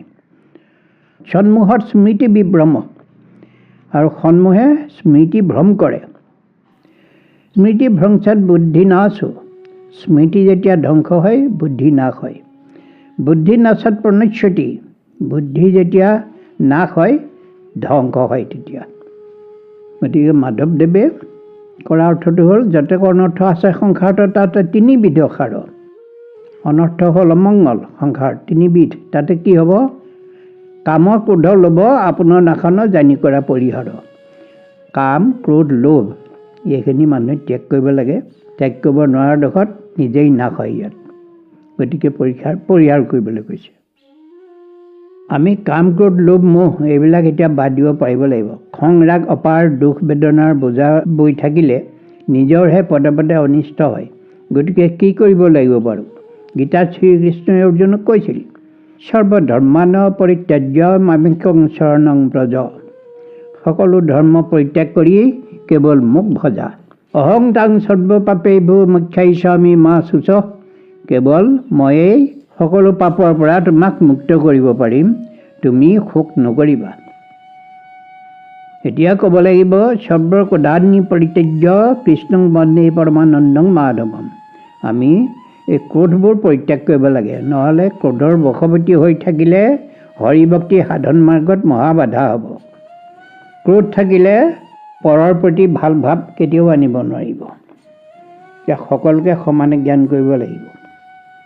হৰি ভক্তি কৰি থাকোঁতে জ্ঞানে বা অজ্ঞানে হোৱা সমস্ত কৰ্ম যাতে অব্যভিচাৰী হয় সেইটো সদায়ে মনত ৰাখিব লাগিব। সমাজত থকা সকলো সংগীয়ে যাতে ভক্তি মাৰ্গৰ পৰা পিছলি গৈ অন্য মাৰ্গত খোজ নিদিয়ে বা অজ্ঞজনে এখন হৰিনাম ধৰ্মৰ চাৰি খুটি নামানি বা বামানয় পন্থাৰে কৰা কৰ্মৰ নামত অংশ লয়, তেওঁ মুহূৰ্ততে অপৰাধত পৰিব। শাস্ত্ৰত কৈছে, বেদৰ বিহিত কৰ্ম কৰিবা ভকতৰ যোগ্য নহয়, যদি মোহ হইয়া কৰৈ কৰ্ম ধৰ্ম ভকতিত ভ্ৰষ্ট হয়। বেদবিহিত কৰ্মবিলাক আমাৰ ভকতৰ যোগ্য নহয়। সেইবিলাক কৰ্ম যিসকলে আজিও সেই দ্বাপৰ যুগৰ অচল নীতি নিয়মবিলাক এতিয়াও মানি আছে, সেইসকলৰ সেই বেদৰেহে কৰ্মবিলাক কৰে সেইসকলে। গতিকে আমাৰ এখন হৰিনাম ধৰ্মত থকাসকলে সেই বেদৰ বিধি বিধান মানিলে দোষতে পৰিব। গতিকে যিজনে এই বেদৰ নীতি নিয়মবিলাক বাদ দি কেৱল এক দেও এক সেৱ একেবিনে নাই গৌ এই কথাটো মানি আহিছে, সেইজনে ভকতৰ শাৰীত পৰে আৰু ঈশ্বৰ কৃষ্ণৰ একান্ত ভকত হ'ব পাৰে। বেদবিহিত কৰ্মবিলাক ভকতৰ যোগ্য নহয়। এখন হৰিনাম ধৰ্মত কৃষ্ণৰ বাহিৰে আন অন্য দেৱতা ভজনীয় নহয়। ইয়াৰ অন্য ঠাইত ভক্তি ব্যভিচাৰ হয়, ব্যভিচাৰ হ'লে ভকতিত ভ্ৰষ্ট হয়। মাধৱ বদতি কলু স্বৰূপ বচন, মোৰ ভক্ত হুইয়া ভজে আনদেৱ গণ, প্ৰণাম কৰিয়া কৰে নৈবেদ্য ভোজন, পৰম পাতকে হুইয়া নৰকে পতন। পদ্মপুৰাণ স্বৰ্গখণ্ড। ঈশ্বৰ কৃষ্ণই পদ্মপুৰাণ স্বৰ্গখণ্ডত ব্ৰহ্মাক নিৰ্মুখৰে কৈছে, নিজৰ ভক্ত হৈ অন্য দেৱতাক ভজি প্ৰণাম কৰি সেই ঠাইত নৈবেদ্য ভোজন কৰিলে নৰকত পৰে, তাৰ কোনো ৰক্ষা নহয়। যাৰ ৰাম কৃষ্ণ নাম কীৰ্তন কৰন্তে, ইসব পবিত্ৰ হৈয়ে পাতকত হন্তে, এতেকে জানিবা নাম গ্ৰহণ কৃষ্ণৰ, বহু জন্ম সুকৃতি বলকে পাৱে নৰ। কিন্তু ৰাম কৃষ্ণ নাম যিসকলে শ্ৰৱণ কৰি থাকে সেইসকল পাপী পাপৰ পৰা মুক্ত হয়। গতিকে ভগৱানে তেওঁৰ নাম লৈ থকা সকলক কৃপা কৰি মুকুতিৰ ফলত মনুষ্য জন্ম লাভ কৰিব পৰা কৰে। গীতা শাস্ত্ৰৰ বহুবোৰ শ্লোক অসমীয়ালৈ অনুবাদ কৰি মহাপুৰুষ মাধৱদেৱে আমাক হৰি ভক্তিৰ সাধন মাৰ্গত অগ্ৰসৰ হ'বলৈ উদ্গনি দি যুগ যুগান্তৰলৈ ভক্তি তত্ত্বপূৰ্ণ হৈ থকা সেইখনি শাস্ত্ৰ নামঘোষা দি গৈছে। এই নামঘোষা শাস্ত্ৰখনি ৰচনাৰ আঁৰত গুৰুজনৰ আজ্ঞা আছিল এনেধৰণৰ: শুনিও মাধৱ মূৰত থাকিবাৰ স্থান, দশম কীৰ্তন মোৰ মূৰ্তিৰ সমান, দশম কীৰ্তন পুথি থাকয় যথাত, জানিবা মাধৱ মই থাকো সুতত। ঘোষা নামে শাস্ত্ৰখনি তুমিও ৰচিবা, ঘোষা ৰত্নাৱলীৰ মধ্যে তুমিও থাকিবা। মাধৱদেৱৰ প্ৰশ্ন: বাপ, ঘোষা শাস্ত্ৰখনি ৰচনাৰ সমল কি হ'ব? দয়া কৰি জনালে চেষ্টা কৰি চোৱা হ'ব। উত্তৰ: ভাৰত পুৰাণ শ্ৰুতি গীতা ভাগৱত ইসব শাস্ত্ৰৰ সাৰ পাইবা যত যত, সমস্ত শাস্ত্ৰৰ সাৰ তত্ত্ব বাচি আনি, কৰিও ৰচনা ঘোষা পুথি এক খানি। গুৰুচৰিত। এইখিনি কথা কৈছে। মানে গুৰুজনক মাধৱদেৱে সুধিছিলে যে ঘোষা শাস্ত্ৰখনি লিখিম হয়, তো কিহৰ সহায় লৈ আমি লিখিম? তেতিয়া গুৰুজনে ক'লে, মহাভাৰত পুৰাণ ভাগৱত ইত্যাদি শাস্ত্ৰৰ সাৰতত্ত্বখিনি আনি পুথিখন ৰচনা কৰিবা। যিজন পৰম গুৰুৰ পৰাই মাধৱে নিজকে ধন্য মানি তেওঁৰ জীৱনৰ জ্যোতিৰ সাৰ্থকতা উপলব্ধি কৰিব পাৰিলে, সেইজনৰ আজ্ঞা মানি শিৰত লৈ উপৰোক্ত সমস্ত শাস্ত্ৰৰ সাৰ তত্ত্ব সন্নিৱিষ্ট কৰি ৰচনাত আগবাঢ়িল। তাৰ গুৰিতে গুৰুজনাৰ কৃপা আৰু মাধৱৰ অনুপম দাস্যতা আৰু গুৰু সেৱাৰ শক্তি ভক্তি বিদ্যমান হৈ উঠিল। সেইখিনি ঘোষাক নামঘোষা নামেৰে অভিহিত কৰা হ'ল। মহাপুৰুষে একোখন হৰিনাম ধৰ্মৰ চাৰি পুথিৰ ভিতৰত নামঘোষা শাস্ত্ৰখনি অন্যতম। ঘোষা শাস্ত্ৰখনিক এটি পকা বগৰীৰ লগত তুলনা কৰা হয়। ই বাহিৰত দেখাত কোমল আৰু ভিতৰত বগৰীটোৰ গুটিটোৰ দৰে টান। অৰ্থাৎ পঢ়িবলৈ আৰু শুনিবলৈ বৰ ভাল, কাৰণ ইয়াত থকা প্ৰাৰ্থনাৰ স্তুতিবিলাক মূলতঃ ভক্তি ৰসাত্মক আৰু সুৰ সঞ্চাৰ ধ্বনিয়ে মানুহক আকৰ্ষণ কৰে। কিন্তু শব্দৰ অৰ্থ আৰু লয় বুজিহে তত্ত্ব বা সাৰমৰ্ম বুজিব পৰা হয়। উদাহৰণস্বৰূপে গীতাৰ পৰা অনা কেইষাৰিমান ঘোষাৰ চমুপেক্ষা তলত দিয়া হ'ল। ভগৱন্ত দেৱ নিগদতি শুনিও অৰ্জুন মহামতি, তোমাত কহোঁ পৰম ইটোৰ ঐশ্বৰ্য বিভূতি বলে সমে, জানে যিটো মোক নৰোত্তমে, সিও ভৈল মোৰ ময়ো ভৈল তাৰ বৈশ্য। নামঘোষা ১১৭। শব্দাৰ্থ এতিয়া।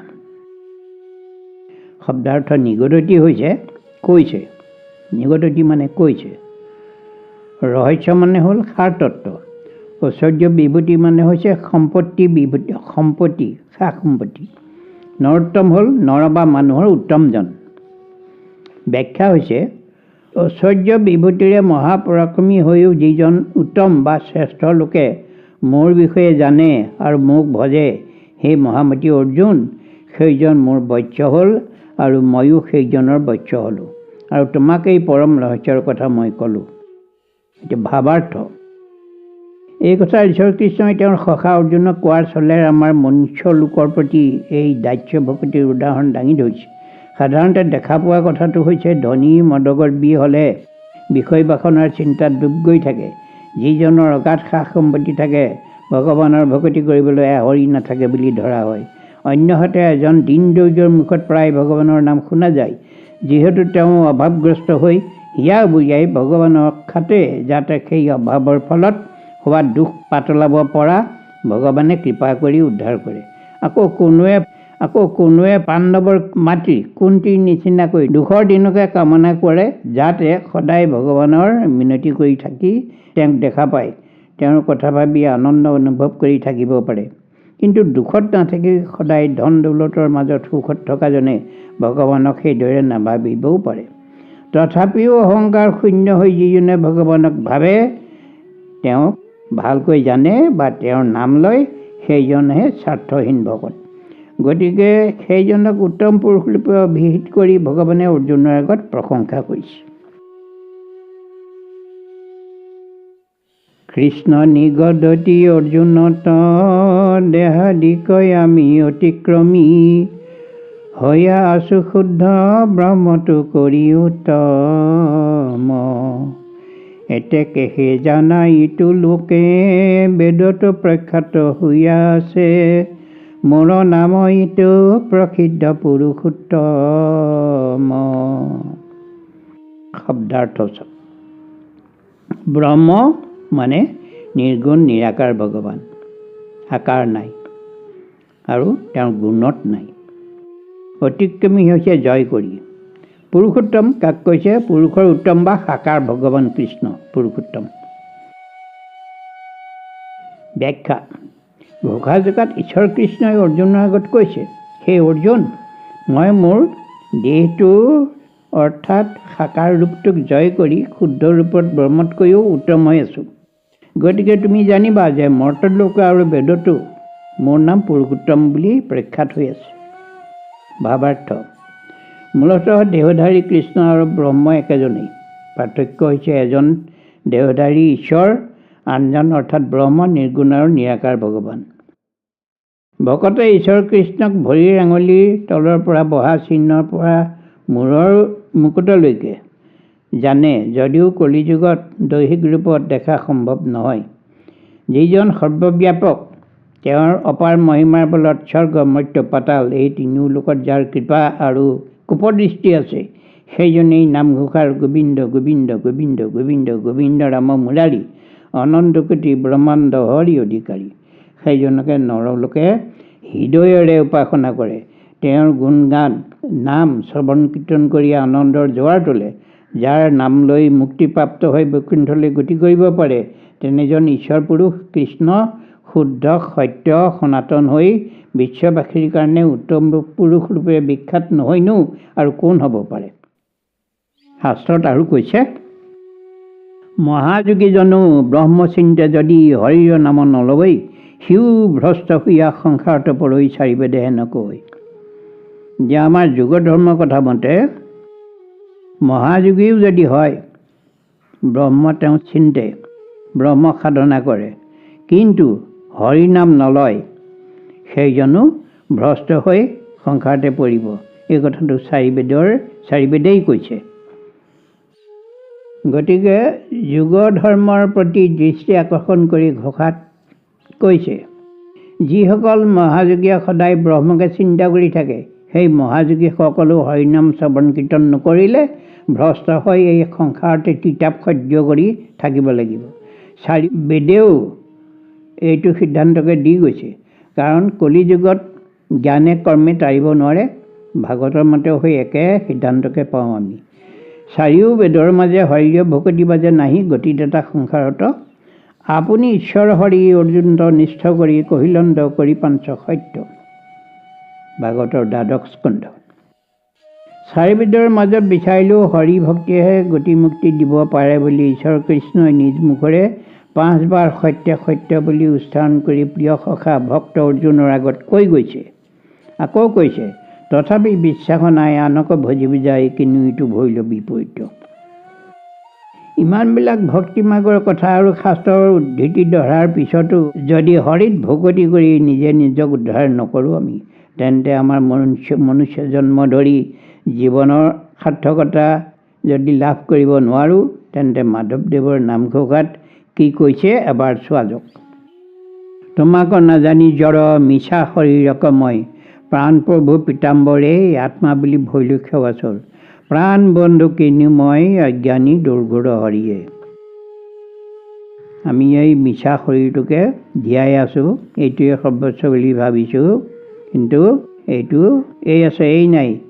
প্ৰাণ প্ৰভু পীতাম্বৰে আত্মা বুলি ভৈলো সেৱাচৰ, এই দেহটোকে আমি আত্মা বুলি ভাবি সেৱা চুৰ কৰি আছোঁ। তোমাৰ প্ৰতি যিভাগে আমি সেৱা সৎকাৰ কৰিব লাগিছিল, সেইখিনি আমি কৰিব পৰা নাই, কাৰণ আমি দেহটোক লৈয়ে ব্যস্ত। প্ৰাণ বন্ধু কিনিময় অজ্ঞানী দুৰ্ঘোৰ হৰিয়ে, নিজকে কৈছে, মাধৱদেৱে কৈছে, মই সেই প্ৰাণ বন্ধু কিনো অজ্ঞানী হ'লোঁ মই। ভক্তি ৰত্নাৱলী কীৰ্তন বিৰচন। দেৱহূতি বাক্যে কওঁ দেখাওঁ স্পষ্ট কৰি, কপিলক স্তুতি দেৱী কৰন্ত সাধুৰী, তোমাৰ নামত প্ৰভু আশ্চৰ্য মহত্ব, থাকে যদি চণ্ডালৰ জীৱাৰ আগ্ৰত, সেই শৰীৰতে অতি হৈ শ্ৰেষ্ঠতম, নাই সংসাৰত আৰু শ্ৰেষ্ঠ তাক সম, তপসম দান সদাচাৰ তীৰ্থব্ৰত, যাগ যজ্ঞ বেদ পাঠ আদি ধৰ্মযত, শুদ্ধভাৱে জন্মান্তৰে কৰিয়া আশ্ৰয়, তজু নাম কীৰ্তন দেখিও ভাগ্যোদয়, যতেক সুকৃতি আছে ইটো সংসাৰত, শুয়া আছে নাম কীৰ্তনৰ অন্তৰ্গত, এই হেতু কৰে যিটো নামৰ কীৰ্তন, জগতৰে পূজ্যতম ভৈল সিটো জন, এই মানে দেৱহূতি বচন সংগৰি, দেখাইলো কীৰ্তন সৰ্ব জাতি উপকাৰী। কীৰ্তন বিৰচন। উপৰোক্ত কীৰ্তন বিৰচনাংশত দেৱহূতিৰ যি স্তুতিবাণী, তাত ভগৱন্তক সাদৰি কৈছে যে তেৰাৰ নামৰ আচৰিত মহিমা যদি চণ্ডালৰ মুখতো উচ্চাৰণ হয়, তেওঁ সেই চণ্ডালো অতি শ্ৰেষ্ঠতৰ হয়।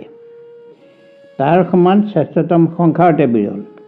তপসম দান সদাচাৰ তীৰ্থ ব্ৰত যাগ যজ্ঞ বেদ পাঠ আদি সংসাৰত যিমান ধৰ্ম আছে, তাতকৈ শুদ্ধভাৱে ভগৱানৰ নামত আশ্ৰয় লোৱাৰ ফলত যি ভাগ্য উদয় হয়, তাক উপলব্ধি কৰিলেহে কীৰ্তনৰ মাহাত্ম্য বুজিব পাৰিব। কাৰণ এই সংসাৰত যিমান সুকৃতি আছে, সকলোবিলাকে হৰিনামৰ অন্তৰ্গত। গতিকে যিজনে হৰি কীৰ্তন কৰে, সেইজন যি জাতৰে নহওক, সকলোৰে মাজত পূজ্যতম ৰূপে পৰিগণিত হয়। শ্ৰদ্ধাভাৱে কৰে যিটো কীৰ্তন সতত, পৰম ভকতিতৰ মিলয় কৃষ্ণত, জানিবা কীৰ্তন পৰ ভৈল সিটো নৰ, সমস্ত ভকতি সিদ্ধি ভৈলসীজনৰ। শ্ৰদ্ধা সহকাৰে ঈশ্বৰৰ ভকতি কৰাটো কীৰ্তন বিৰচনৰ বহু ঠাইত কৈ অহা হৈছে। গতিকে আন্তৰিক ভকতিৰে সততে ভগৱন্তৰ নাম লৈ থাকিলেহে পৰম ভকতি হয় ঈশ্বৰ কৃষ্ণত। এতেকে সেইজনক সমস্ত ভকতিত সিদ্ধ পুৰুষ বুলি কোৱা হয়। জানো কৃষ্ণ তজু গুণ পৰময় অমৃত, তোমাৰ ভক্তৰ সঙ্গে পিয়ায়ো কনিত, তেবে সে দুৰ্ঘোৰ ভয়ৰ ৰোগ হৈবে দূৰ, কৰিয়োক কৃষ্ণ মোক কৰোণা প্ৰচুৰ। তোমাৰ ভয় দুই চৰণ পংকজে, তাতে মোৰ মন মজি ৰহুক সহজে, মই ভিক্ষাকাৰী সিদ্ধি কৰা মনস্কাম, সামাজিক লোকে ডাকি বোলা ৰাম ৰাম। কীৰ্তন বিৰচন কি কৈছে এতিয়া? যিহেতু একান্ত ভকতজনে ভগৱন্তৰ গুণনাম লৈ পৰম অমৃত পান কৰে, এতেকতে প্ৰভু ভগৱন্তক খাটনি ধৰিছে যাতে তেওঁ ভকতৰ সংগতে সদায় সেই মধুপান কৰি থাকি দুৰ্ঘোৰ ভয় ৰোগৰ পৰা দূৰত থাকিব পাৰে। ভকতে ভগৱন্তৰ কৰোণা কামনা কৰি কৈছে যাতে তেওঁৰ চৰণ কমলত ভকতৰ সদায় মন মজি থাকে। নিজকে ভিক্ষাকাৰী সাজি ভকতে মনস্কাম সিদ্ধি কৰিবলৈ ভগৱন্তক খাটনি ধৰিছে। ইমানতে ভকতিৰ ৰসঘৰা সদৃশ ৰত্নাৱলী শাস্ত্ৰখনিৰ ভকতি বিৰচন সমাপ্ত কৰা হৈছে। এতিয়া আহিল স্মৰণ বিৰচন। এতিয়া আমি স্মৰণ বিৰচনলৈ আহোঁ। হৰিভক্তি সাধন মাৰ্গৰ মুখ্যতম উপায় যদিও শ্ৰৱণ কীৰ্তন, তথাপি কাৰণ বা ক্ষেত্ৰ বিশেষে স্মৰণেও গতি খাই দিব পাৰে। ইয়াৰ অলেখ উদাহৰণ আছে। প্ৰথমে আমি ভকতি ভাণ্ডাৰ ৰত্নাৱলী শাস্ত্ৰৰ কথা লৈ আহোঁ। বোলন্ত নাৰদ মোৰ বচনত দিয়া চিত্ত, কওঁ মই তমাত সাক্ষাৎ, যিহেতু আনন্দময় প্ৰেমৰসে যুক্ত হৈয়া, ঈশ্বৰক চিন্তিলো হিয়াত, তাতে সে মুহুৰইটো মন বাক্য শৰীৰৰ, নোহে মিছা ব্যাপাৰ সকল, মোহৰ প্ৰভাৱ নুহি জানিবা নিশ্চয় তুমি, কিন্তু হৰি স্মৰণৰ ফল। বিৰচন 888। স্মৰণ বিৰচনৰ পদফাকিত ব্ৰহ্মাই নাৰদৰ আগত কৈছে যে আনন্দময় প্ৰেমৰ সংযুক্ত হৈ তেওঁ ঈশ্বৰক ইয়াত চিন্তা কৰি যি মন বাক্য শৰীৰৰ প্ৰভাৱ অনুভৱ কৰিলে, সেয়া ভগৱন্তক স্মৰণ কৰাৰ ফলহে। সেই সকলো ফল তেওঁৰ নিজৰ নহয়। অৰ্থাৎ ভগৱন্তক তেওঁ খাটনি ধৰাত ভগৱন্তই গোটেই প্ৰভাৱ বিস্তাৰ কৰি তেওঁ মন প্ৰাণ হৰি নি আচল তত্ত্বপন্থাটো দেখুৱাইছে ভগৱানে। কৃষ্ণপদ পংকজক সদায় সুমৰি যিটো, হৈ নষ্ট তাৰ পাপ যত, বাসনাকো কৰে ক্ষয় চিত্ত মহা শুদ্ধ হয়, মিলে প্ৰেম ভকতি কৃষ্ণত।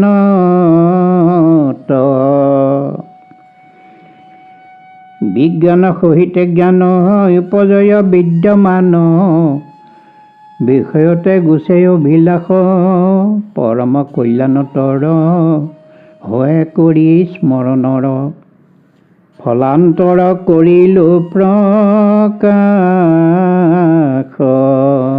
স্মৰণ বিৰচন।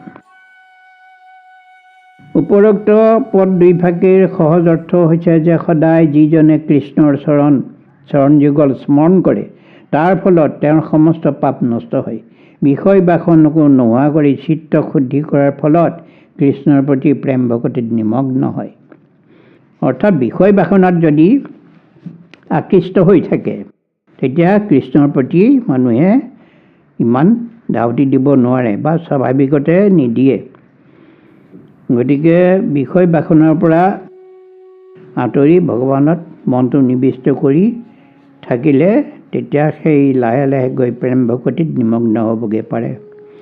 হৃদয়ত জ্ঞান বিজ্ঞান উপজিলে বিষয় বাসনাৰ অভিলাষ দূৰ হয়। এই সকলোবিলাক কল্যাণৰ ফল প্ৰাপ্ত হয় কেৱল হৰি কথা বা হৰি চৰণ চিন্তা কৰাৰ কাৰণতে।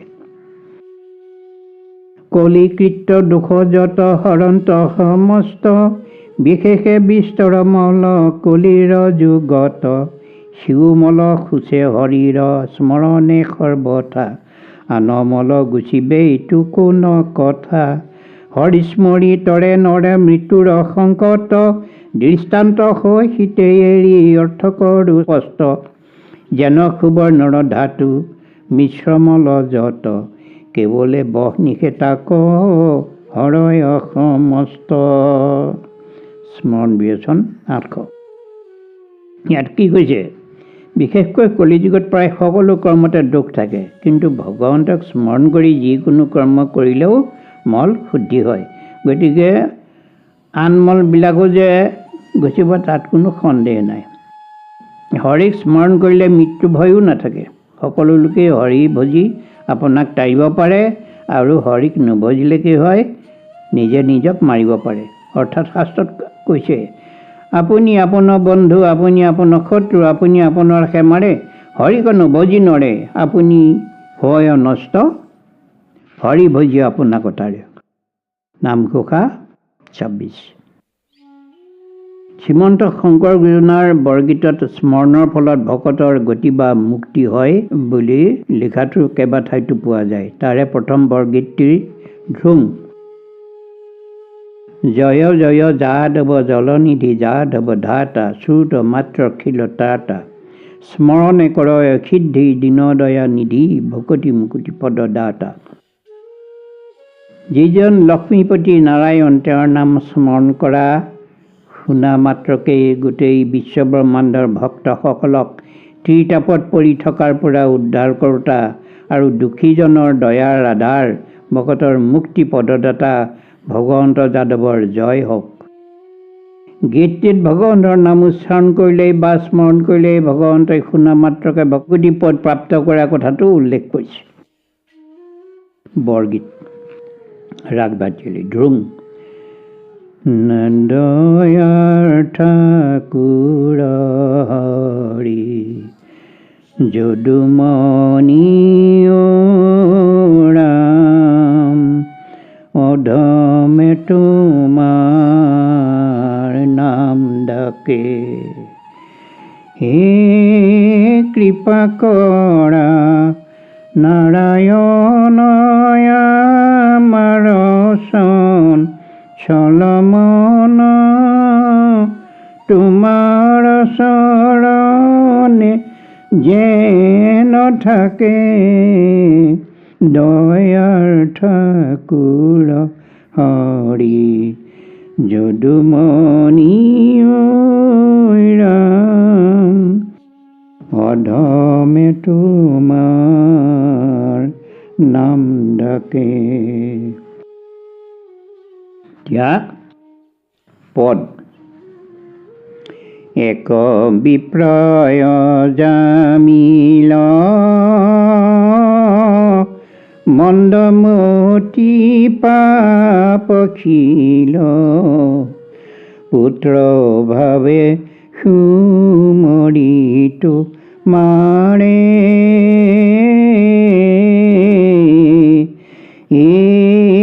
কৰ্মবন্ধ কৰি নাশ বৈকুণ্ঠে পায় লেকবাস, ইটো অতি বিদিত সংসাৰে, দয়াৰ ঠাকুৰ হৰি যদুমণি ৰাম, অধমে তোমাৰ নাম ডাকে।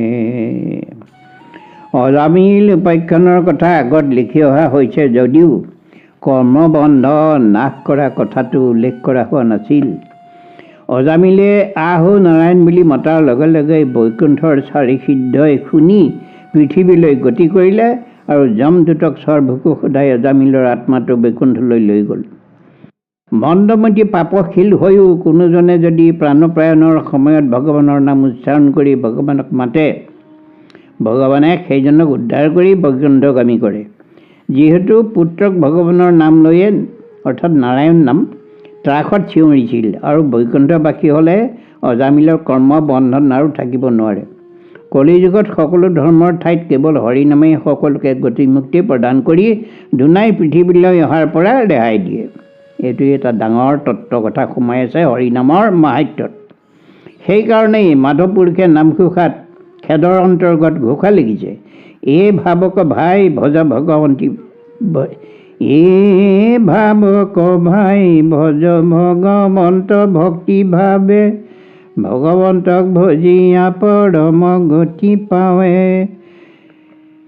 কি কৈছে নামঘোষাত? ভাৱক ভাই, আমাৰবিলাকে কৈছে আমি যে ভাবোঁ, কি ভাবোঁ কি নাভাবোঁ এইবিলাক কথা ভগৱন্তই কৈছে কি, ভাৱক ভাই ভজ ভগৱন্তক ভক্তি ভাৱে। ভক্তিৰ অবিহনে ভকতি নহয়, এনেই ভাবিলেই নহ'ব, অন্তৰত ভকতি জাগ্ৰত হ'ব লাগিব। ভগৱন্তক ভজিয়া পৰম গতি পাৱে, একান্তভাৱে ভগৱন্তক হৃদয়ৰে ভাবিব লাগিব, ভজিব লাগিব, তেতিয়া কি হ'ব? পৰম গতি লাভ কৰিব পাৰে। জ্ঞানেবে অজ্ঞানে লবে নাম মাধৱৰ, তথাপি সমস্ত পাপ দহে নিৰন্তৰ। জ্ঞানেবে অজ্ঞানে নাম ল'লেও নামৰ মহিমা থাকে, তথাপি সমস্ত পাপ নিৰন্তৰে দাহ কৰে। ভকতি মুকুতি অধ্যায়টো হৈছে ভকতি মুকুতি। ঈশ্বৰ কৃষ্ণই ভকতি কৰি মুক্তিৰ অধিকাৰী হয় বুলি ব্ৰহ্মাৰ আগত 5 বিধ মুক্তিৰ কথা কৈছে। কৈবহু ব্ৰহ্মা শ্ৰেষ্ঠ ভক্তিৰ মহিমা, পঞ্চবিধ মুক্তিৰতো মাতকৈ ভূষিমা। আমাক পুজিয়া মুক্তি শালুক্য কপায়, মোৰ পদ সেৱনত সামীপ্য মিলয়। সামীপ্যক পায়া মোক কৰিয়া স্মৰণ, শালুক্য মুক্তিক পায়া কৰিয়া বন্ধন। মোৰ নাম গুণ যিটো কৰয় কীৰ্তন, সাজুৰ্য মুক্তিক দিওঁ কহিলো বচন। নিৰ্গুণ ভক্তৰ ব্ৰহ্মা শুনিও কাৰণ, আত্মসম দেখিবে যত ভূত গণ। আত্মহিংসা নকৰিয়া আমাক ভজয়, লীলা মুকুতিক দিওঁ কহিলো নিশ্চয়। পদ্মপুৰাণৰ কথা। লীলা মুক্তিক লীন মুকুতি বুলিও কোৱা হয়। গোসাঁই শব্দটোৱে কি বিশেষ কাৰণত প্ৰতিটো পদৰ অৰ্থ বহন কৰিছে চোৱা যাওক। গো পদে বেদ ক্ষীৰোৰত্ন ভাগে, মহুৰ পদ সেৱৈ, সা পদে গীতা আদি শাস্ত্ৰ হ'ব মোক নিতে উপাসয়। ই পদে ব্ৰহ্মা তুমি আদি কৰি, আত্মাৰূপে আছো মই, এই হেতু ব্ৰহ্মা গোসাঁই নামৰ কহিব দিব্য অন্যয়। আমাৰ ব্যাখ্যাটো এনেধৰণৰ, কিন্তু আমি ইমান দিনে দেখিবা শুনি আহিছোঁ সত্ৰবিলাক পৰিচালনাৰ হেতু একোজন মুৰব্বীৰ প্ৰয়োজন হয় আৰু সেইজনকে সত্ৰৰ অধিকাৰ ৰূপে অভিহিত কৰা হয়। গতিকে সেইজনক সন্মানীয় ব্যক্তি বা গোসাঁই নাম নিদি সত্ৰৰ অধিকাৰ পদাধিকাৰ বা অন্য এটি সম্বোধনেৰে অভিহিত কৰিলেহে ভাল হয়। প্ৰকৃতাৰ্থত গোসাঁই শব্দটো কৃষ্ণ গোসাঁই ব্যতিৰেকে অন্য সন্মানীয় ব্যক্তিৰ ক্ষেত্ৰত প্ৰয়োগ নকৰাই ভাল হ'ব। কাৰণ আমি আৱেগজড়িত কথাবোৰতকৈ যুক্তিযুক্ততাৰে সকলো শাস্ত্ৰৰ পদ আৰু পদান্বয়ক স্বীকাৰ কৰি গ্ৰহণ কৰিব লাগিব। যিহেতু গো শব্দে বেদ আৰু বেদৰ ক্ষীৰোৰত্ন ভাগে সদায় সকলোৰে হৃদয়ত থকা পৰম ব্ৰহ্ম কৃষ্ণৰ পদযুগলত প্ৰণিপাত জনাইছে, বা সা পদে গীতা আদি শাস্ত্ৰ হবে সেই একেজন পৰম দেৱতাক সদা সৰ্বদা উপাসনা কৰি আছে, আৰু ই শব্দে ব্ৰহ্মা আদি কৰি সমস্তজনৰ তত্ত্ব আমি সকলোৱে আনন্দৰে গ্ৰহণ কৰি ভক্ত সমাজত গ্ৰহণ কৰাই ল'লে স্থায়ীকৃত হ'ব। এতিয়া আমি এটা কথা বুজি পালোঁ যে ভকতি কৰিলে মুক্তি পায়, কিন্তু মুক্তিত নিস্পৃহ হৈ ভকতি কৰিব লাগিব। শাস্ত্ৰত কৈছে, ভকতিৰ সুখ ৰস মুকুতিত নাই, মুকুতিৰ সুখ ৰস ভকতিতে পায়। আত্মনিবেদন বিৰেচন। অৰ্পিলেক দেহা যিটো কৃষ্ণৰ সাক্ষাৎ, হয় কৃতাৰ্থ আতি কৃষ্ণৰ কৃপাত। সৰ্বপুৰুষাৰ্থ সিদ্ধি হৈ সিজনৰ লৈও কইহাৰ সাক্ষী বচনে কৃষ্ণৰ। উদ্ধৱে বোলন্ত শুনিও মহাবল যিকালত নৰে কৰ্ম এৰিয়া সকল। হীৰামত দেহ পি ভৈল কৃতাৰ্থ পৰম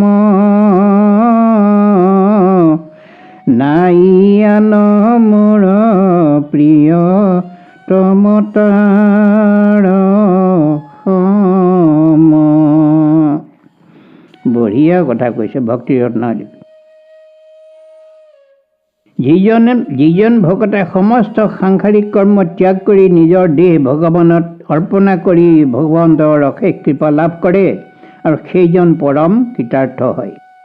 এই কথাটো তেওঁৰ একান্ত ভক্ত উদ্ধৱৰ আগত কৈছে যে সেইজনৰ সমান মোৰ প্ৰিয় ভক্ত আৰু কোন হ'ব পাৰে। ভগৱানৰ নিজ মুখৰ কথা। আনহাতে বেদৰ যিবিলাক নীতি নিয়ম মানি মানুহে কৰ্ম কৰে সেইবিলাক বেদতহে প্ৰতিপাদ্য। তিনি গুণময় বেদশাস্ত্ৰৰ যত নিয়ম আছে এই সকলোবিলাক অসত্য আৰু ভকতৰ কাৰণে অপ্ৰয়োজনীয়। দুটিমান পদ উল্লেখ কৰা হ'ল। তৰ্ক দ্বন্দ্ব নীতি আনু যতেক আশ্ৰয় ইটো সবে প্ৰতিপাদ্য বেদৰ নিশ্চয়। তিনি গুণময় বেদশাস্ত্ৰ আছে যত যত তাহাৰ বিহিত মানে অসত্য সমস্ত। তাক তেজি যাবে দেহ অৰ্পিলে কৃষ্ণত তাকেহে কেৱল সত্য মানুহ মনত। এহিকে নিৰ্গুণ জানিবাহা নিষ্ঠ কৰি অৰ্জুনক গীতাত কহিয়া আছে হৰি। তিনি গুণ বিষয় যততে বেদ ছয় আক এৰি নিৰ্গুণ হৈয়োক ধনঞ্জয়। ৰত্নাৱলী আত্মনিবেদন। তৰ্ক দ্বন্দ্ব আদি যিবিলাক নীতি সেইবিলাক কেৱল বেদৰহে প্ৰতিপাদ্য। ভকতৰ কাৰণে কেৱল নিৰ্গুণ কৰ্মনীতিবিলাকহে প্ৰয়োজন। গতিকে গুণময় যিবিলাক কৰ্ম ধৰ্ম সেইবিলাক বেদৰ অন্তৰ্গত আৰু এই নিৰ্গুণ হ'বলৈ ভগৱন্তই নিজ মুখে অৰ্জুনক উপদেশ দিছে। যুগ ধৰ্ম। বৈষ্ণৱ ধৰ্মৰ প্ৰৱৰ্তক অসমীয়া ভাষা সাহিত্যৰ আদিগুৰু শ্ৰীমন্ত শংকৰদেৱৰ জন্ম আৰু আদ্য লীলাভূমি বৰদোৱা বা বটদ্ৰৱা থান। সেই থান বৰ্ণনাৰ গীত এটিৰে ঠাইডোখৰৰ পৰিচয় বৰ সুন্দৰকৈ দাঙি ধৰা হৈছে। জয় জয় বটদ্ৰৱা বৈকুণ্ঠ দুতয় সেই স্থানে নিজ গুৰু ভৈলন্ত উদয়। সেই স্থানে নিজ গুৰু পাতিলন্ত পাত ৰাম নাম মহাৰত্ন বেহাইলন্ত হাত। মধ্যে পদশিলা দক্ষিণে নাম ঘৰ মণিকূট গৃহ বান্ধি ৰহিলা শংকৰ। পশ্চিমে শিলিখা বৃক্ষ হালিয়াই আশ্ৰয় তাহাতে আউজি গুৰু পুস্তক লিখয়। উত্তৰে আকাশী গংগা ভক্তি সৰোবৰ মধ্যৰাতি নমাইলন্ত শ্ৰীমন্ত শংকৰ। দক্ষিণে জাতাৰ দৌল পুৰুষে নিৰ্মিলা সাতু বৈকুণ্ঠৰ চিহ্ন আঁকিয়া দেখাইলা। চাৰিফালে চাৰি হাতী মহাভক্ত গণ চৈধ্যয় প্ৰসংগ কৰে নামৰ কীৰ্তন।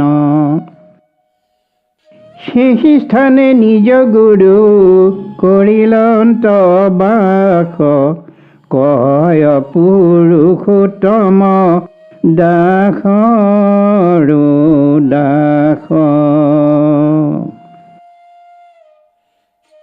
শ্ৰীকৃষ্ণৰ বৈকুণ্ঠ প্ৰয়াণৰ বহুকালৰ পাছত শ্ৰীমন্ত শংকৰদেৱৰ উপৰি পুৰুষসকল আহি পূৰ্বৰ শ্ৰমণ মুনিৰ আশ্ৰমৰ পৰা আৰম্ভ কৰি ৬-৭ মাইল দূৰলৈকে ঠায়ে ঠায়ে পুখুৰী খান্দি আলি বান্ধি ভেটি বান্ধি কায়স্থসকলে বসবাস কৰে। ক্ৰমান্বয়ে বংশ বৃদ্ধি হোৱাত বহুডোখৰ ঠাই বটদ্ৰৱা আলিপুখুৰী নামে জনাজাত হয়। পৰিসীমা আছিল পূবে ব্ৰহ্মপুত্ৰ খুটি বৰ্তমান শান্তিজান, দক্ষিণে কুজি সত্ৰ, পশ্চিমে কছাৰী গাঁও আৰু উত্তৰে মহেন্দ্ৰ কন্দলীৰ পঢ়াশালী। মহাপুৰুষগৰাকীৰ জন্মৰ মাহ তাৰিখ লৈ কেইবাজন চৰিতাকাৰৰ মাজত মতভেদ হৈছিল। ৰামচন্দ্ৰ ঠাকুৰৰ ৰচিত চৰিতত আহিন মাহৰ 5 দিন যোৱাত শুক্লাদশী তিথিত শুক্ৰবাৰে ৰাতি 4 দণ্ড সময়ত কুসুম্বৰ ভূঞা গৃহত আৱিৰ্ভাৱ হোৱাটোকে থিৰাং কৰা হয়। ৰামচন্দ্ৰ ঠাকুৰৰ চৰিতৰ পৰা শংকৰাব্দ আৰম্ভ আৰু এই তিথিতেই যেতিয়া জন্মোৎসৱ পালন কৰা হয় সেই দিনটোকে সৰ্বসিদ্ধান্ত বুলি মানি অহা হৈছে।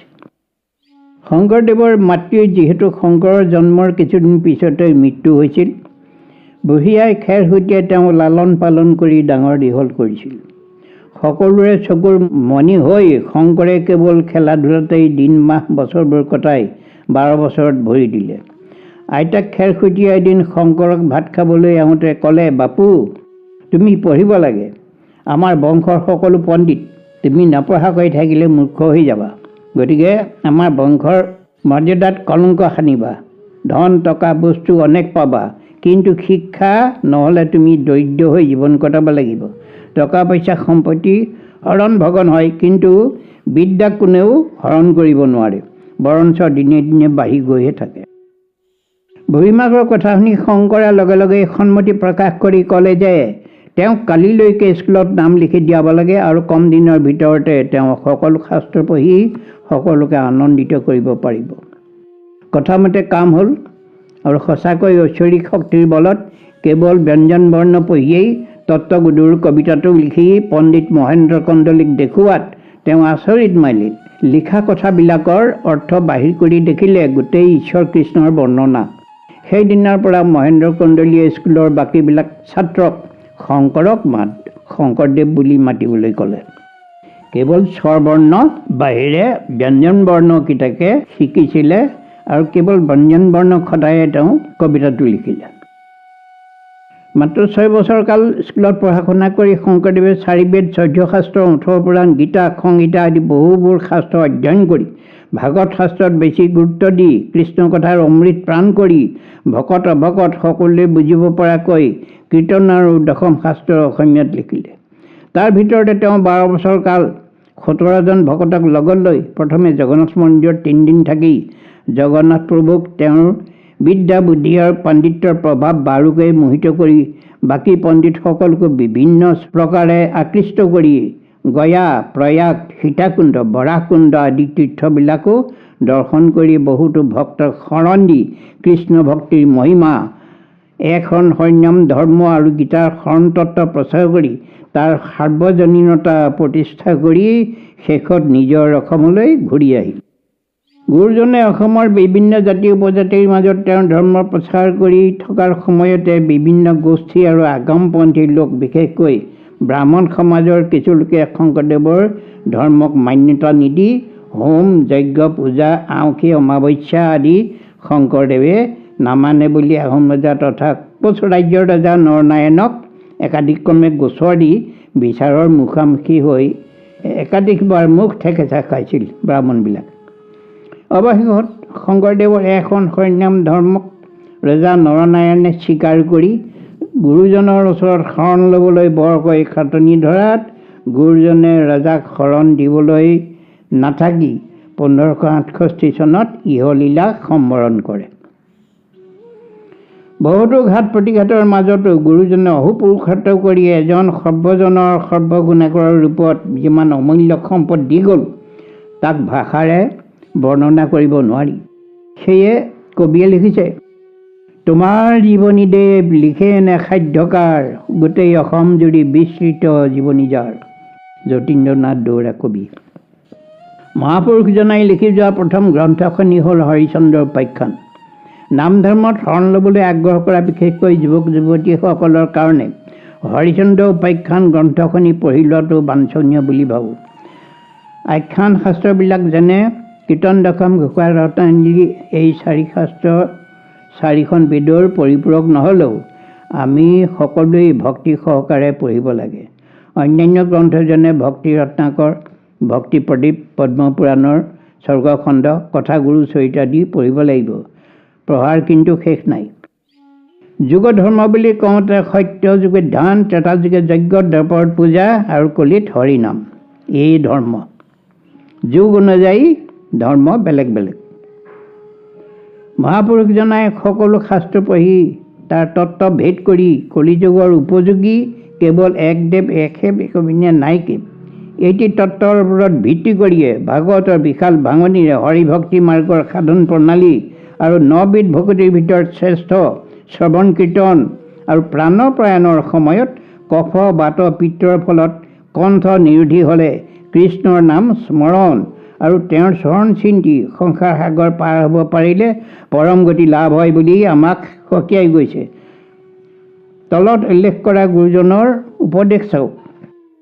শুনিও ক সৰ্বজন কৃষ্ণৰ চৰিত্ৰ আতপৰে আন পুণ্য নাহিকে কলিত লোভী আছ জন্ম যিটো ব্ৰহ্মাৰ বাঞ্ছিত জানি যত্নে কৰা পান কৃষ্ণ কথামৃত ক্ষণিক শৰীৰ বিলম্বত কাৰ্য নাই চিন্তামণি জন্ম হেৰা হাততে হেৰাই নাহি কেছে তন কাল অজগৰে গিলে ধন জন জীৱন যায় বেকয়ে কটিলে যত দেখা ভাৰ্যপুত্ৰ সবেই অকাৰণ চাই মাত্ৰ থাকে কালে ধৰে যে তীক্ষণ বিষয়ৰ সুখয়ে কটিলে কৰি চুৰ যমৰ কিংকৰে ধৰি নিবে যমপুৰ যমৰ মূৰ্তিক দেখি হেৰাই বেচেতনা দুৰ্ঘৰ নৰকে পেলাই ভুঞ্জাবে যাতনা হেন জানি কৃষ্ণৰ চৰিত্ৰে কৰা সাৰ তেবেহে তৰিবা ঘূৰ সংসাৰ নিকাৰ বিচাৰি শাস্ত্ৰত পাইবা শিখে যুগুতি কৃষ্ণৰ নাম সাধে ভকতি মুকুতি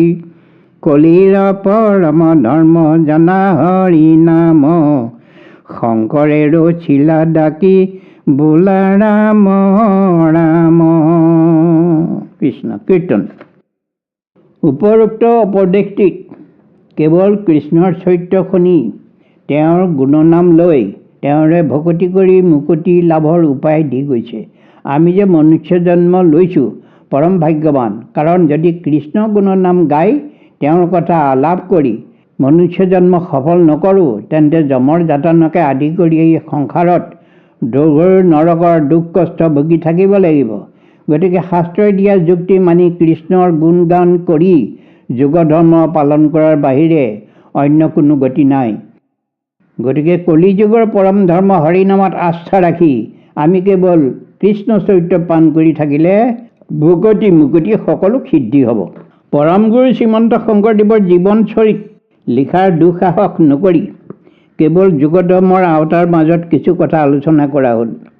গুৰুজনৰ অমৃতময় কথা আৰু মাধৱ গুৰুৰ লগত মণিকাঞ্চন সংযোগ হোৱাৰ পিছত গুৰুজনে উল্লেখ কৰি যোৱা প্ৰসংগটো মাধৱ তুমি মোৰ পৰম বান্ধৱ, তোমাক পাই মই সম্পূৰ্ণ হ'লোঁ ইত্যাদিৰে একাধিকবাৰ ৰাজ্যসভাত ব্ৰাহ্মণ সমাজক তৰ্কত পৰাজিত কৰি ৰজা নৰনাৰায়ণৰ কৃতকৃত্যতাৰে তাঁতি কুচিয়াৰ পাত বাউসী হৰ্তাকৰ্তা বিধাতা কৰি ৰাজকীয় সন্মান দি গুৰুজনৰ জয়গান গোৱা ইত্যাদি থাকি গ'ল। সময়ৰ লগত খাপ খুৱাই কামবোৰ আগুৱাই নিয়াৰ আৱশ্যক হোৱাত গুৰুজনৰ বিষয়ে লিখিবলগীয়া বহুতো কথা পৰৱৰ্তী লিখনিলৈ যাবলগীয়া হ'ল। ঈশ্বৰে কৃপা কৰিলে নিশ্চয় আৰু অলপ বহল কৰি লিখা হ'ব। কত জন্মৰ পাছত ভগৱন্তৰ কৃপাত মনুষ্য জন্ম পাই যদি হৰি গুণ নাম শ্ৰৱণ কীৰ্তন কৰি হৰিক ভজি জীৱনটো সফল নকৰোঁ তেন্তে পৰজন্মত হয় গছ ঘাঁহ বা বন বা শিলা হৈ অসাৰ্থক জীৱন কটাব লাগিব। যিটো মহাজনে ঈশ্বৰ কৃষ্ণৰ ভজয় পদ কমলা কুলয় উদ্ধাৰিল আপোন তৰিল তাৰে সে জন্ম সফল। কি কৈছে? যিজনে ঈশ্বৰ কৃষ্ণক ভজি নিজৰ কুল উদ্ধাৰ কৰে, নিজেও উদ্ধাৰ হয়, আপোনো তৰিল কুলো উদ্ধাৰিল, তাৰে সে জন্ম সফল, সেই জন্মহে সফল হৈছে। মনুষ্য জন্ম সাৰ্থক কৰিবৰ কাৰণে ঈশ্বৰ কৃষ্ণক যদি ভজনা নকৰে তেতিয়াহ'লে সকলোৰে জন্ম ধৰা সফল নহ'ব, বিফলে যাব। ঈশ্বৰ কৃষ্ণক ভজি নিজে তৰি নিজৰ কুল উদ্ধাৰি জীৱন সফল কৰিব পৰাজনেই হৈছে ভকত। বিষ্ণু পুৰাণত ভগৱন্তই মনুষ্য জাতিক দেৱতাতকৈও শ্ৰেষ্ঠ বুলি এইকাৰণেই কৈছে, মনুষ্য জাতিয়েহে তেওঁক ভজনা কৰি তেওঁৰ গুণনামেৰে কীৰ্তন কৰি থাকে। গতিকে সেইসকলক সদায় ৰক্ষণাবেক্ষণ দি থাকি পৃথিৱীত সত্য সনাতনৰ চৰ্চা যাতে প্ৰৱৰ্তন হৈ থাকে তাকেই ব্যক্ত কৰিছে। মহাপুৰুষ মাধৱদেৱে ঈশ্বৰ কৃষ্ণৰ গুণনাম লৈ সংসাৰ তৰি যাবৰ কাৰণে এইকেইটা কথা উল্লেখ কৰি গৈছে। ধন্য ধন্য কলিকাল, ধন্য নৰতনু ভাল, ধন্য ধন্য ভাৰত বৰিষে, তপ জপ যজ্ঞ তেজী, তোমাৰ চৰণে ভুজি, তোৱা নাম ঘোষি হৰিষে। বৰগীত। কি কৈছে? মাধৱদেৱে ৰাগ ভাটিলি গীতৰ অন্তৰ্গত গুৰুজনে লিখা 4টা সংবাদ ভাৰতবাসীৰ কাৰণে উল্লেখ কৰি গৈছে। সেইকেইটি সংবাদ হৈছে ধন্য কলিযুগ, ধন্য নৰতনু, ধন্য ভাৰতবৰ্ষ আৰু সকলো ধৰ্মৰ সৰ্বলোকৰ মংগল সাধন কৰি জীৱন সাৰ্থক কৰিবলৈ পৰম সত্য হৰিনাম। এই হৰিনাম সংস্কৃতিৰ মৃত্যুৰ পিছত ৰাম নাম সত্য হয় বুলি আমাৰ হিন্দু ধৰ্মৰ মৃতকৰ আত্মাৰ সদগতিৰ কামনা কৰে। গতিকে সত্য সনাতন ধৰ্মৰ তত্ত্ব মৰ্ম উপলব্ধি কৰি আহক আমি সকলোৱে জীৱাত্মাৰ হেতু নাৰায়ণ কৃষ্ণৰ নাম লৈ নিজৰ নিজৰ আত্মাৰ জীয়াই থাকোঁতে সদগতি কামনা কৰোঁ। সামৰণিৰ আগমুহূৰ্তত আমাক এই পুথিখনি লিখি থকাৰ পৰাই আৰ্হি পাঠ চোৱালৈকে শ্ৰদ্ধাৰ যতীন বৰা বাপজনে তেখেতৰ বহুমূলীয়া সময় খৰচ কৰি আমাক মৰম আৰু জ্ঞান প্ৰচুৰতাৰ উপদেশ দি যিখিনি সহায় কৰিলে তাৰ তুলনা সঁচাকৈ অনুপম হৈ ৰ'ল। তেখেতৰ আইগৰাকীয়েও বৃদ্ধাৱস্থাত আমাক প্ৰায়ে জলযোগেৰে আপ্যায়িত কৰি থাকিল। তাৰ বাবে আমাৰ আত্মাৰে কৃতজ্ঞতাৰে সেৱা যাচিলোঁ। বাপজনলৈও আমাৰ সহস্ৰ প্ৰণাম আৰু কৃতজ্ঞতা যাচিলোঁ।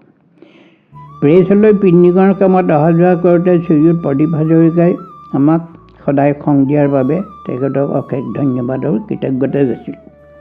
শেষত সুন্দৰবাৰী জালুকবাৰী বিশাল প্ৰিণ্টাৰ্ছৰ অৰবিন্দ ৰাজবংশীয়ে বৰ যত্ন সহকাৰে কিতাপখিনি ছপা কৰি আমাৰ হাতত দিয়াৰ বাবে তেখেতক শলাগ ল'লোঁ আৰু ধন্যবাদ জনালোঁ। লিখকৰ প্ৰথম প্ৰয়াস হিচাপে পঢ়ুৱৈ সমাজলৈ বিনম্ৰ অনুৰোধ, অনিচ্ছাকৃত ভুল ত্ৰুটিবিলাক নিজ গুণে শুদ্ধ কৰি লৈ পুথিখন পঢ়িলে আমাৰ কষ্টৰ সাৰ্থক হোৱা বুলি ভাবিম আৰু আগলৈও অন্য এটি বিষয়বস্তুৰে লিখা মেলা কৰিবলৈ প্ৰেৰণা পাম বুলি আশা ৰাখিলোঁ। এই পুথিখনি ছপা কৰোঁতে কিছুমান শব্দ ভুলকৈ প্ৰকাশ পালে আৰু পাঠক সমাজে তাৰ বাবে আমাৰ দোষ যেন মৰীক্ষণ কৰে। অডিঅ' বুকখনি যুগুত কৰাৰ প্ৰস্তাৱ দিয়াজন হ'ল মোৰ বোৱাৰী শ্ৰীমতী মৌচুমী হাজৰিকা। তেওঁ এই কাৰ্যৰ বাবে মোৰ শলাগ আৰু প্ৰশংসাৰ পাত্ৰী হৈ ৰ'ল। ছাউণ্ড ৰেকৰ্ডিষ্ট মিষ্টাৰ জীৱন্ত অপূৰ্বলৈ মোৰ অশেষ ধন্যবাদ আৰু কৃতজ্ঞতা যাচিলোঁ। তেখেতৰ গুণগ্ৰাহিতাৰ বাবে আমাৰ সদায় স্মৰণীয় হৈ থাকিব আৰু শ্ৰোতামণ্ডলীলৈও আমাৰ শুভেচ্ছা থাকিল। জয় গুৰু শংকৰ। লিখক শ্ৰী পদ্ম হাজৰিকা, হাউচ নম্বৰ 5, পশ্চিম বৰাগাঁও, বকুল নগৰ, গুৱাহাটী 33। Phone number 9864 115 773।